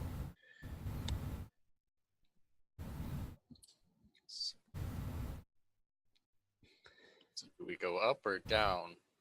I mean, wanna other dude went down. Fighting down. Yeah, I Killing need to things share. down. We need to find a way not just out of this fortress, but out of here. Yeah, this is a thoroughly unpleasant place. I would prefer not to be here anymore. I'm angry that we're here. I want to hit things until I am less angry. Healthy. Let's indulge that. We go up. You just start walking up, Zond? I start walking up. All right. Zond takes the stairs up. Anyone following? I look back down. I look back towards the stairs that clearly go down with a longing look and then follow. All right. If we go up, then we find fights with no need to share. Roof up.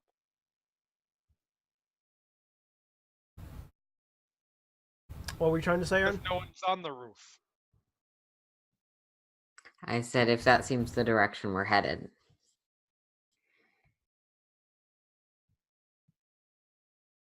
Yeah. All Sure, right. or we can follow the half elf that's Restless killing everything. Protesting, but continuing on. Okay. Go to the roof, get a lay of the land, and see if there's anything big to avoid and small to kill. So you step up the stairs, onto the roof. Let me get all your character tokens up here real quick.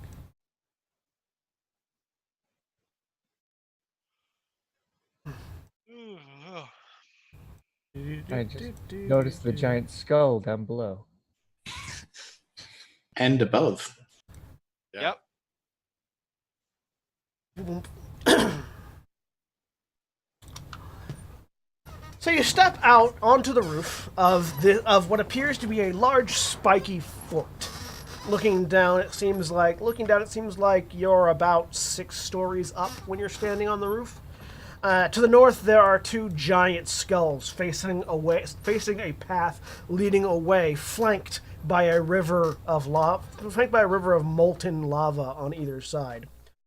Or is it magma when it's exposed? I don't know. Looking to the south, you see equally another set of skulls flanking a road away, and more lava. It seems like the fort that you're standing on itself is sort of ringed with lava. It is magma. Lava. On the surface, it's lava. Magma. Either way, it's ringed with it. In hot magma. Molten hot magma. The cobblestone construction that you are sort of walking on, continuing to be that oddly like blood-stained brown as you move. It's hotter up here than it was in the room below. Much harder. You actually felt that, when you walk into a room that has a different temperature, you actually feel where the temperature threshold is. Mm-hmm. As soon as you pass that threshold, all of you just begin sweating. And Dragonborn sweat is particularly impressive. Yep.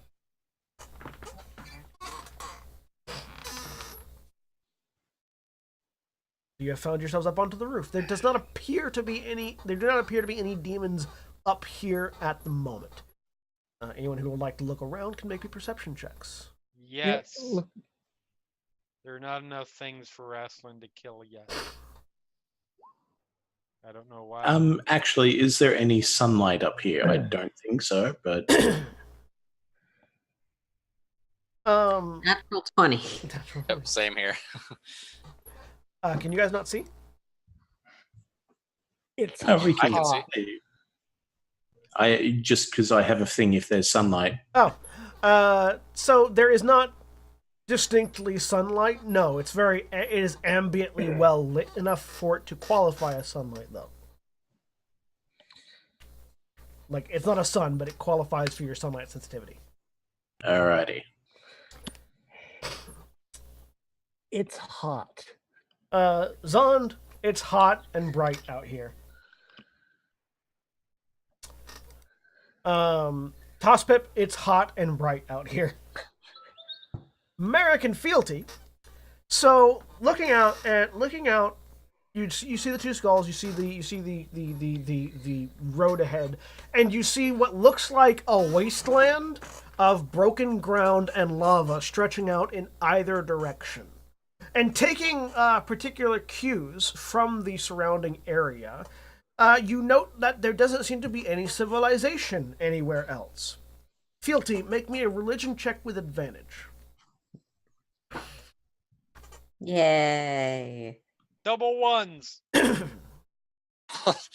going to be a 1 and a 2. Really all that smart, so that's not impossible. 18. An 18. So Fealty, with this knowledge, and Merrick, you can actually make this roll. You can actually make a history roll, Merrick, for you with advantage. Fealty, looking around at the terrain and what you can see of the terrain, coupled with your knowledge of religion, this is a particular level of hell associated, obviously, with fire, but also with illusion and deception. This is a level of hell that is not what it seems at any point. It is often called the Mirage Hell, because even though it looks abandoned, walking 10 feet, you could find yourself in very different locale, very different sort of structures around you. Nothing can be trusted that you can see visually, basically. It is a realm of demons and devils. It is said to be the seat of hang on, what's his name? Yeah. It is said to be the seat of Thorgar, the demon prince of mischief.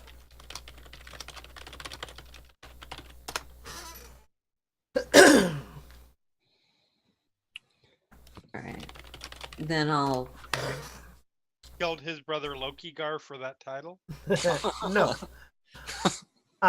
Merrick, you've heard stories of the various hells that you tell as a bard.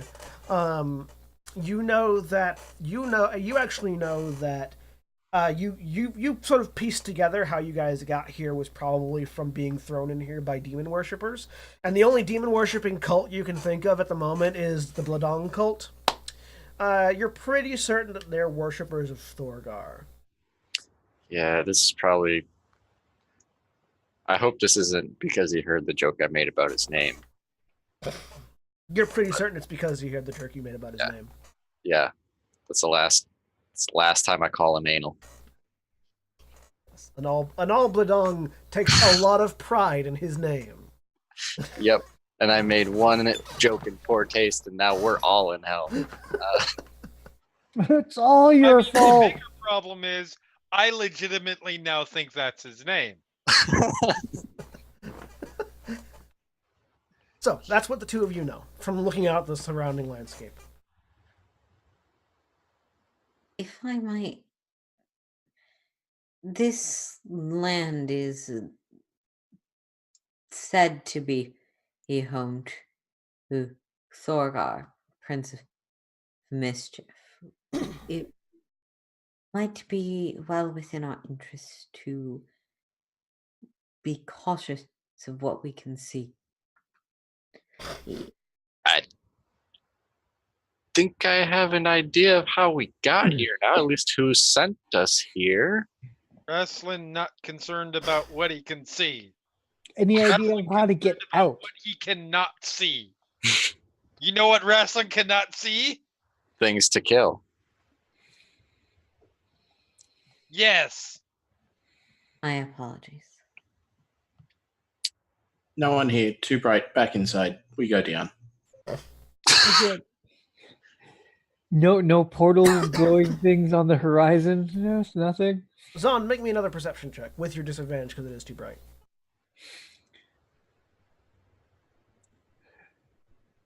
Merrick, any of the stories tell of how to get out?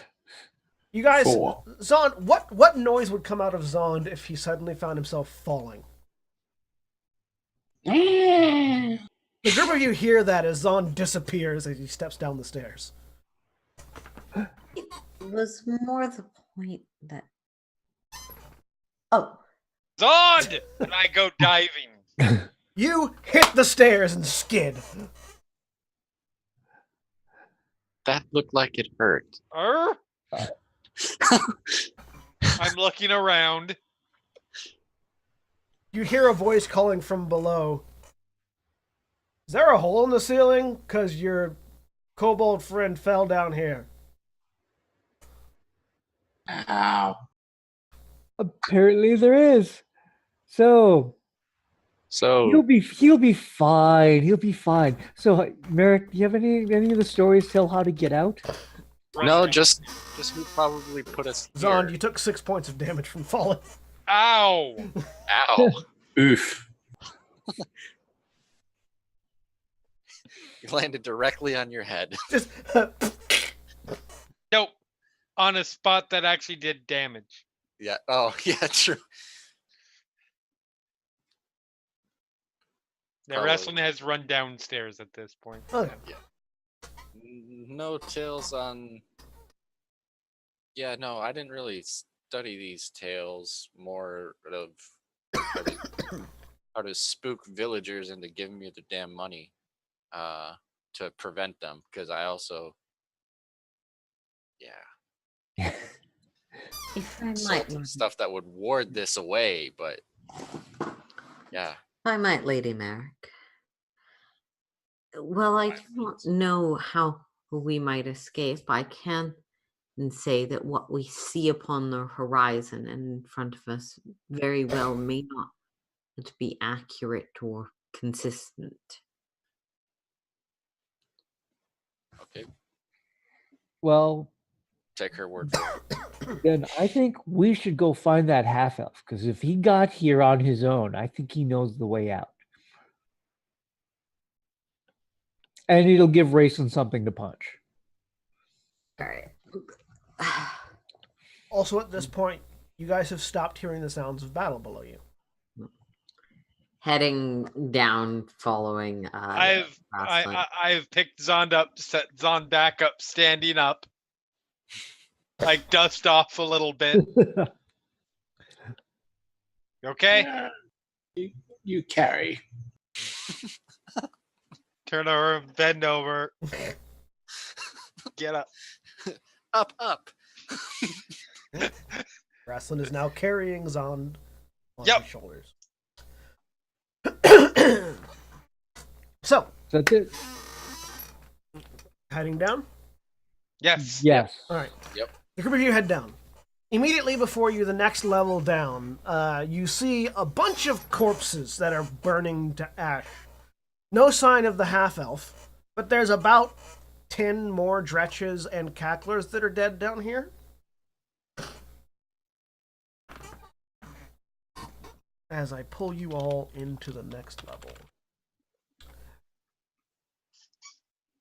Do-do-do-do. Do-do. Do-do-do-do-do. And as I clear the fog of war, because the other lighting sucked, so I needed to fix it. I just can turn it off. I don't care. There we go. So you all come down, however you want to come down. Yep. You find yourself in a large room, a larger room with the same 4 pillars that seem to be the through line through the rest of the thing, and a slight raised altar in the middle. There is some sort of machine on the altar that looks to have been previously functional and has now shut down. There is this sort of steady thrum of sort of electricity in the air that you can sort of feel as something that had been operating in the room prior to you coming down.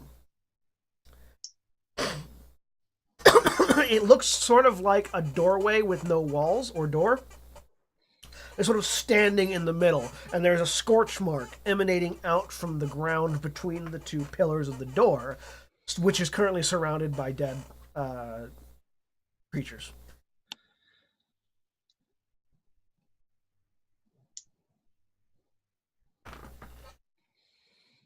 Is there any markings on these pillars? Yes, there are. Do you read Infernal? I absolutely do not, but I will point to. I'll point to them and say, "Can anybody read this?" John, what does it say?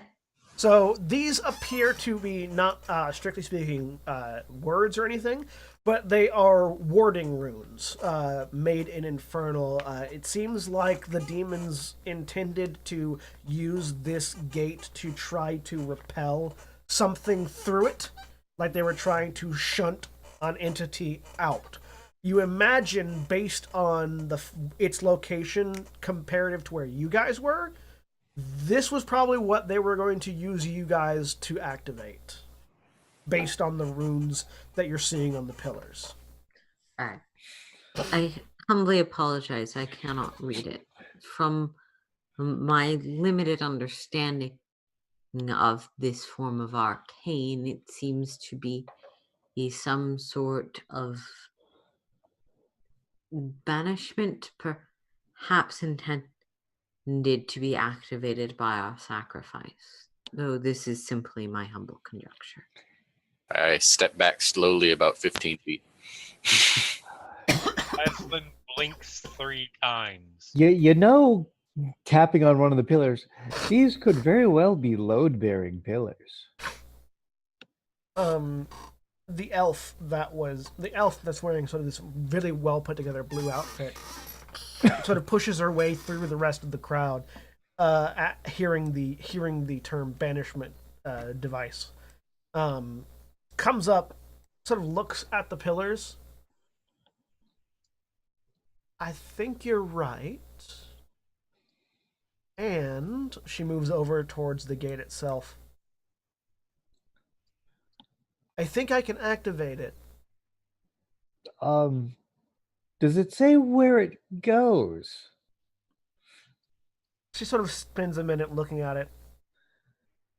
I'd have to study it for a little bit, and it would require energy. She sort of looks at the others, at the group of you, and the other NPCs. Do you think you guys could bring me some of those demons without killing them? Raistlin, it would mean you'd have to punch them and not chop them. No, it would mean I would have to finish them with punches and not chops. Well, I can chop all close I enough. want until then. Close enough. Is that good for you? And if we run into a large group, I may be able to put a few of them to sleep for a while. He puts his great axe back, hands the great axe off to Zond to put on his back. Reaches over the other side, pulls out the war hammer. I think I'd struggle with it, but I'd I try mean, just to position it, yeah.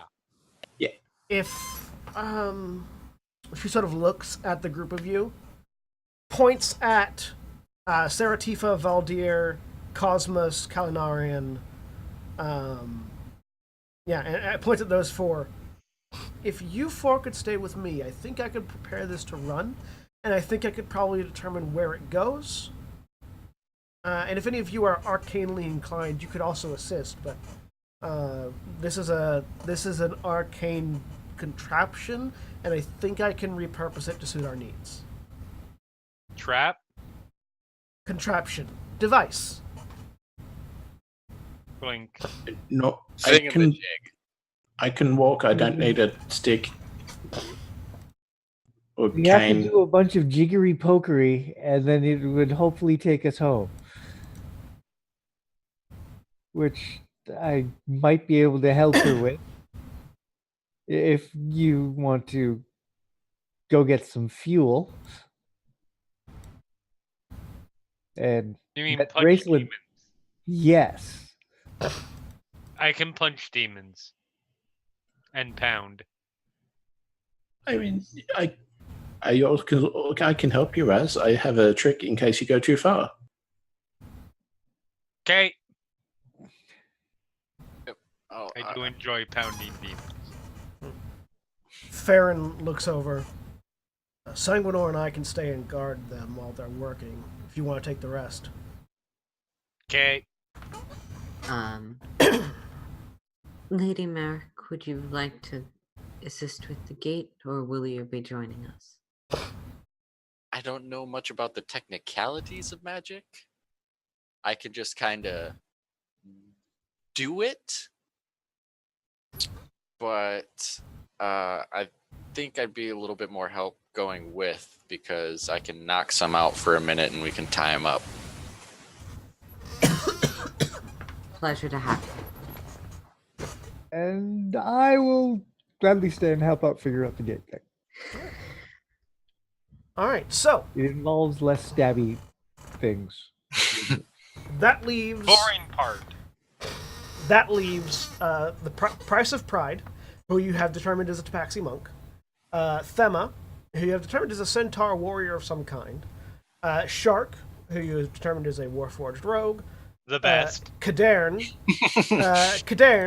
who is a centaur fighter, or sorry, a minotaur fighter. Yep. And Decimus, who is a something barbarian. Right. You guys get to pick which one of those you would like to control in addition to, or in at least in Jeff's case, in place of your main character as well. Can you please put that list in chat? Yes, I will. Thank you. And every time you say shark, I want to say bait ooh-ah after every time you say. I was going with the Baby Shark song.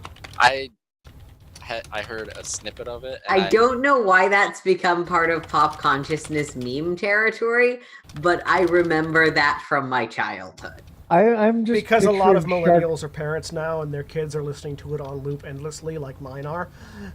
Oh, That's sorry. right. I just picture Shark Face from Red versus Blue.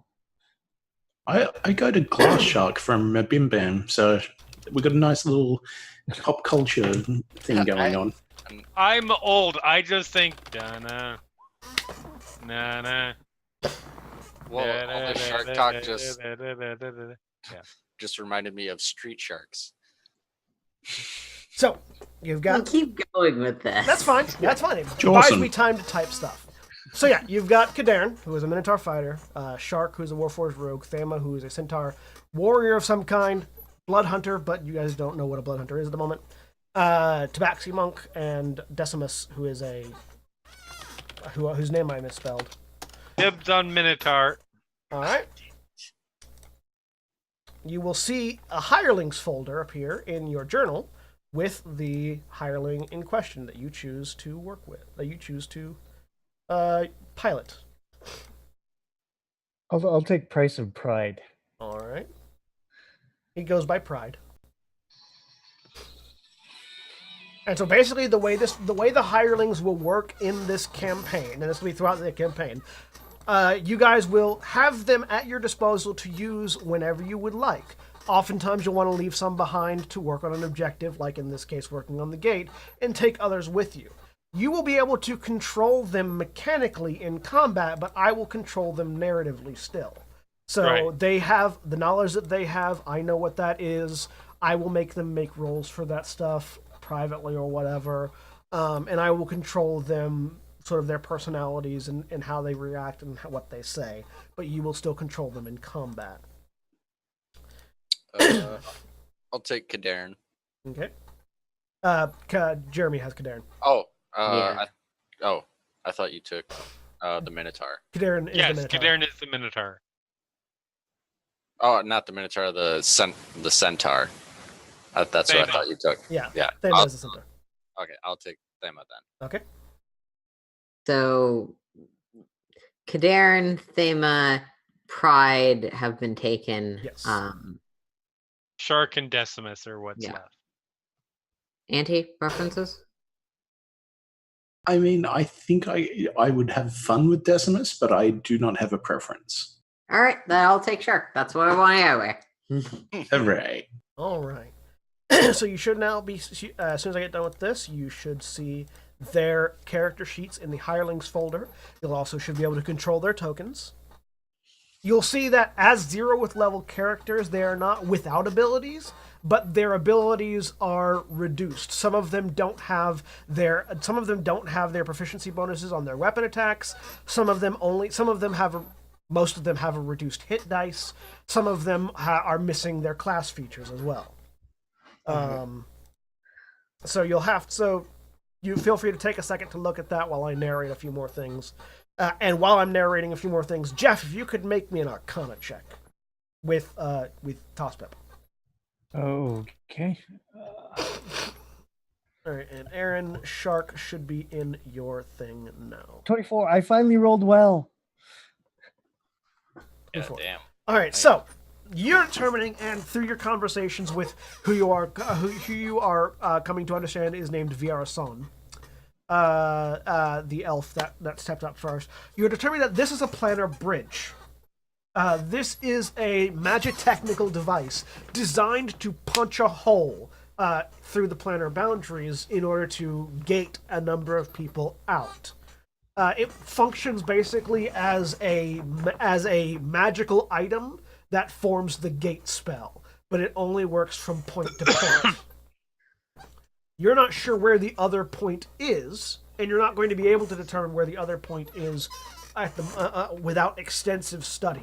But you can determine that it requires a massive amount of magic to operate because of the barrier between the material plane and the planet and the divine realms, which you are currently in.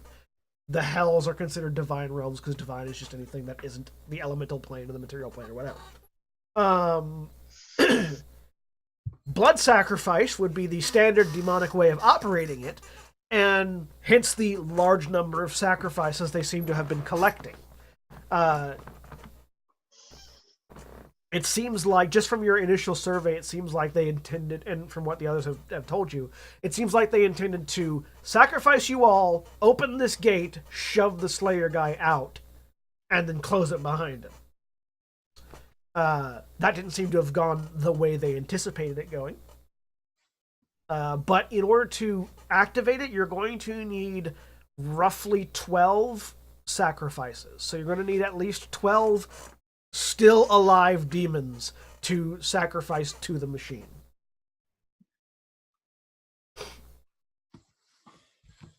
Or you can sacrifice some of the people you've got. That's up to you guys. I was gonna say we have. That means we need 2 demons Okay, that would also work. Yeah. because there are a total of 10 NPCs. There are. You can absolutely go for sacrifice. 15 things. You could absolutely sacrifice all of the NPCs that are there helping you out. They would fight you, but you could do that. The GM annoyance shows. No. No. That just means that many less people he has to role play. Yeah, you always go for extra in case you need spares, but then Yeah. we can bring some with us for fun. Yep. So, roughly 12 sacrifices are necessary to operate the gate. However, you determine to make that count. Go. All right. So, you have your minions. So the level that you're on right now has an exit out to a balcony. Has 2 exits out to balconies on both the north and south side, and the hallway back leads to another room that you haven't gone into yet, but you're presuming is similarly structured to this one. There is also one staircase going down in the far corner. Where would you like to go? Down seems best choice. Well, down is where the fighting's at, so All right, heading down. Yep. Alrighty, let me give you a second to operate this thing here. So we've got Decimus, Kadern, Raslin, Zond, and I'll turn on their name tags in a minute. It's just that there are so many of them and they're so close together that Oh, legit. you wouldn't be able to see anybody else's names. Also, Filthy, you're not poisoned anymore if you want to take that token. Oh, yes. Sorry about that. I You're fine. knew. You are fine. You copy you guys, move you over here. All right. So, you find yourselves in what seems to be a small connecting hallway. The stairs that lead down are the ones right there on the side. There's a hallway leading to your north, stairs going to the south that lead up into another balcony and potentially has a room beyond it.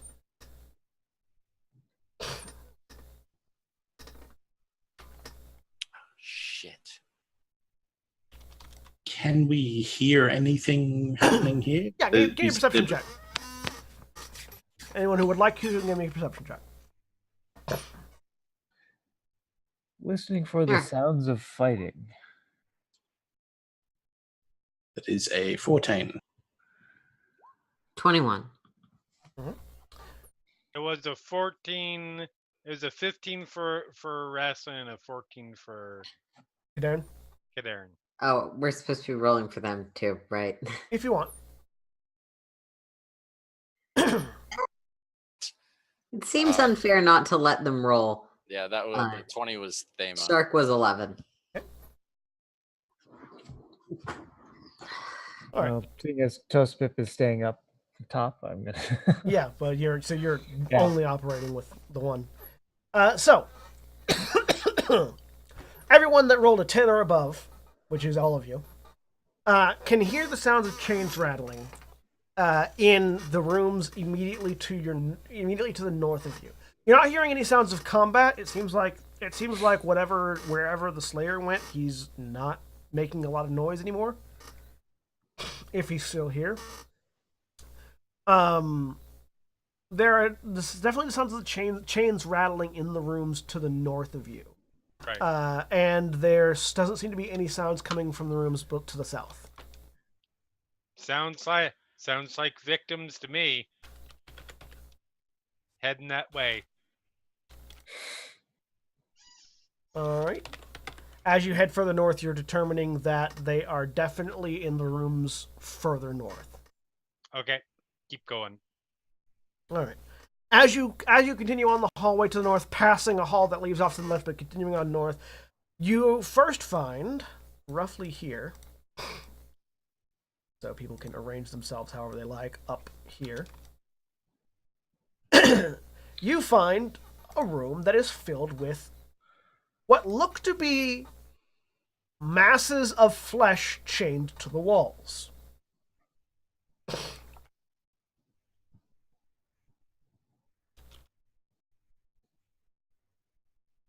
Let's see if the token will appear. There it is. There are creatures in here. There are several creatures in here that appear to be chained to the wall and look vaguely like they've melted into the wall itself. And as you step into the room, they begin to stir. And we're going to roll initiative.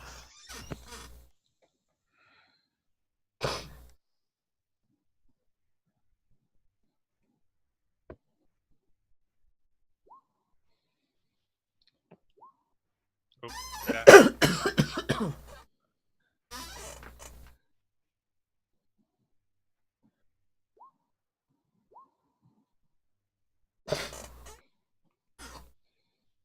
Alrighty. Everyone but Decimus is going ahead of the lemurs. Sorry, Shark has not rolled yet because I'm dumb and closed his character sheet. That's fine. My statement remains. All right, Merrick. So you're Shit. a bit further behind, but you can hear the sounds of something moving in this room that Rasslin has walked up next to.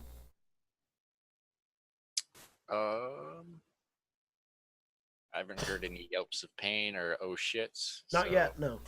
Yep, nope. So I'm actually going to pitter patter my feet over here. I'm gonna try to sneak over this corner and see if I can see around the corner. All right. Make me a perception check. Perception 12.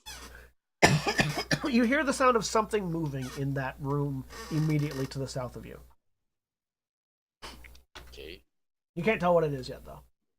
Also, I apologize for the state that I am slowly devolving into, but apparently my sinuses have decided that now is the time to attack me. It's all good. How dare you?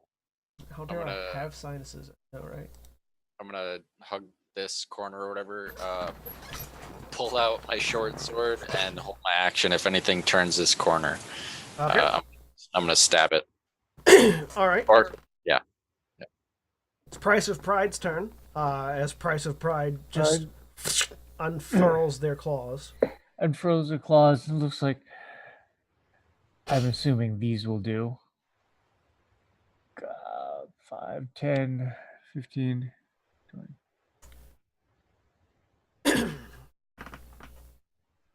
Yep, nope. He's just gonna step up and punch a guy. All right.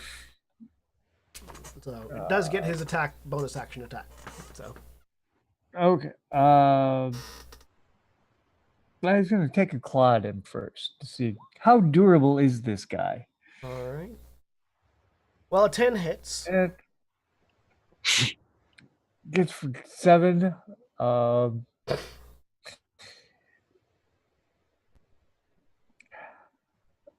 Does he look annoyed, or does he look?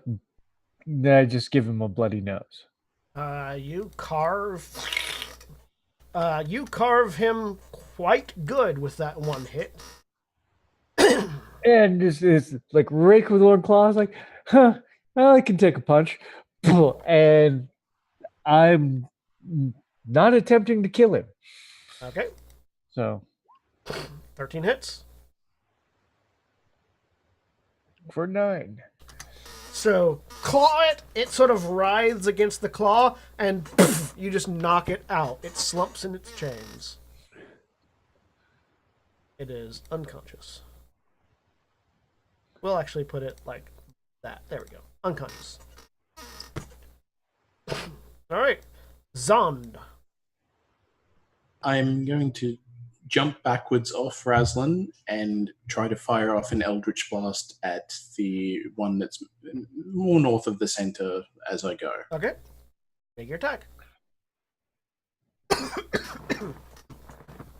As you basically rocket propel yourself off of Raslin with the Eldritch Blast. Does pack tactics apply here? You do have an ally in melee, if that matters. I don't know what pack tactics says, if you want to put it in. 12 hits. What does pack tactics say? You have advantage on attack rolled against a creature if at least one of your allies is within 5 feet of it, and the ally isn't incapacitated. Yes, that would apply. For 7 4C damage. You blast it for some damage. All right, Rasslin. I'm moving in. Yep. 10, 15. I may take an attack of opportunity there. You do. As one of them just phases through the chains, it seems like the chains aren't actually holding these things in place. It's just sort of for show. As its meaty, sort of viscous nature just pops through it and it tries to hit you. But an 11 misses.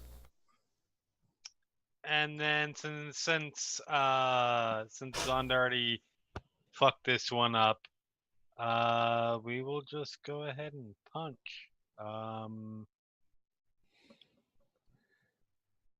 17. 17 hits.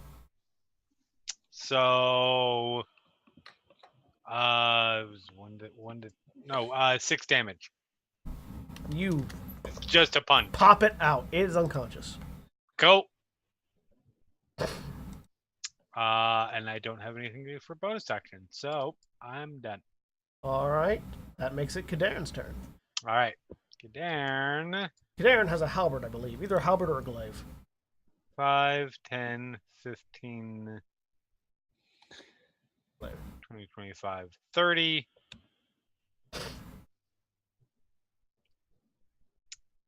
And let me see how much.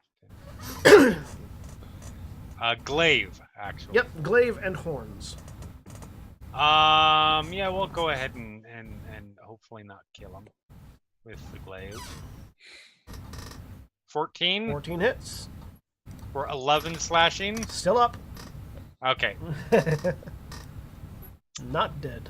As Kadarn just comes in with this glaive and just smashes it down. You can sort of feel a bit of reverberation in the walls as the glaive hits the ground, having sliced through it. And he's actually going to move over here to give some more people a chance to get in and beat shit up. All right, Fealty.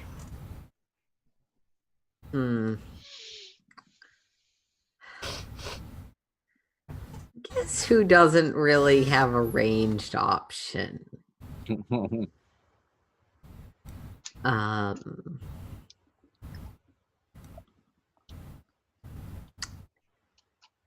know what? Why not? Let me check that. So Fealty will walk in. Word of Radiance. Okay. So the two that are there Yep. need to make con saves. Oh, wait, no. Taking that back because that is a spell. Yeah, I'm just gonna try and hit one with my mace. Okay. Because I do that non-lethally. Because they're going to say, there's one that's at 0 hit points technically that would be within range. Also, I can choose my targets. Yeah. So I wouldn't be hitting that. Fair. But no, you're right. It's a spell. So, a mace is less lethal than a cantrip. Yeah. 22? 22 hits. You mean Damn. one right in front of you? Yeah, one right in front of me. It's unconscious. Okay, and then I will take an opportunity attack for this potentially, but I'm just going to back out with the rest of my movement. Does a 21 hit you? Yes. You take 1 point of bludgeoning damage as the one right next to Kadarn just sort of lashes out, again feebly, just slapping across your armor. You can make a religion check if you'd like, Okay, as the cleric. 10. So these are lemures. They are the lowest rung of existence in hell. Like, these are the things that other demons and devils torture for fun. Do they still count as life force for the purposes of They sacrifice? still count as life force for purposes of sacrifice. Great, that's all they will ever need to do now. Their pitiful existence has amounted to something. Isn't that great for them? It's Shark's turn. Awesome. Shark is gonna walk in and go for that one there. All right. Shark comes in, and from the forearms where he previously loaded in daggers, he just sort of flicks his wrist, and shink, shink, 2 short swords just erupt from his wrist and into his hands. So, John, quick clarification. Yes. Oh, wait, no. Offhand dagger is not something that's a specific class ability. It is just a thing that people with daggers can do. Yep. Cool. And offhand short sword as well, I believe he should have. Yeah. I'm going to put the short sword in his main hand, but... Yeah. Oh, right. He has two. He has 2, yeah. Sorry. You know, it's marked as offhand so that it doesn't add his ability damage to the damage. I mean, it's the same modifier. I just pressed the wrong button. I assume 8 doesn't hit. An 8 does hit. Oh. Then I'm gonna hit short sword. No, they have the same damage as well. So it's All 11 right. piercing damage. It's still up. And non-lethally offhand dagger, 15. That hits. 2. Yep. And so Shark, with that short sword in one hand, stabs into it, then pulls a dagger out, flips it around, and just pummels it into the head of the lemur. And it is unconscious. And then Shark will, to give people more space, move to stand over this thing or next to this thing's corpse. All right. And it's Thema's turn. Okay. Looks like it's going to be a tight squeeze in there. She's going to run up here. See, has this one been touched at all? Nope. Okay, so she'll run up, pull out a javelin, and attempt to stick it Actually getting in closer from the doorway. from the doorway. She's Okay. going to throw it Alright. because it's a tight squeeze in there. Yep. So 15, 15 hits. 11 piercing damage. It's still up. Yep. So wrestling a javelin goes over your shoulder and into the one of the north wall. And then she's gonna back up. Okay. And it's the lemur's turn. The one that lived to its turn Yep. tries to punch wrestling. Does an 18 hit? Yes, it does. You take 4 points of bludgeoning damage, Ow. as it rolled a 4 on its 1d4 plus 0. And that makes it Decimus's turn. Ooh, there's not a lot of space. So he's just going to move up and hold an attack in case something comes from behind. All right. Merrick. So nothing came around. I've heard a whole bunch of shit over here now. Yep. I couldn't even reach the door unless I dashed. So 1, 2, 3, 4, 5. You could have reached the door. I only have a speed of 25. Yeah, it's only 15 feet. Oh yeah, no, back the way we came. Or Oh. back where the lemurs are. Oh, I thought you were trying to check out what sounds you heard. Actually, yeah, no, I'll do that. 1. Never take the advice of the DM.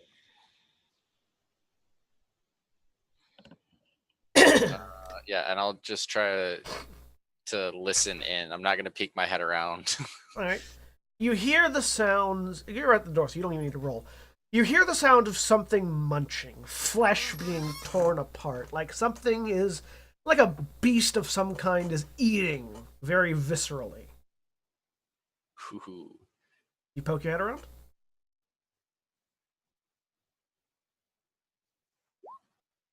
No. All right. And I'm gonna use the rest of my movement to do that ginger walk back. You 2 more spaces. soft shuffle back. Yeah. As you soft shuffle back, with the sounds of something eating in that room, and as the rest of you just pummel a lemur into unconsciousness, that's where we're going to end for this week. Say goodbye, everybody. Bye. Goodbye. Hello? Goodbye.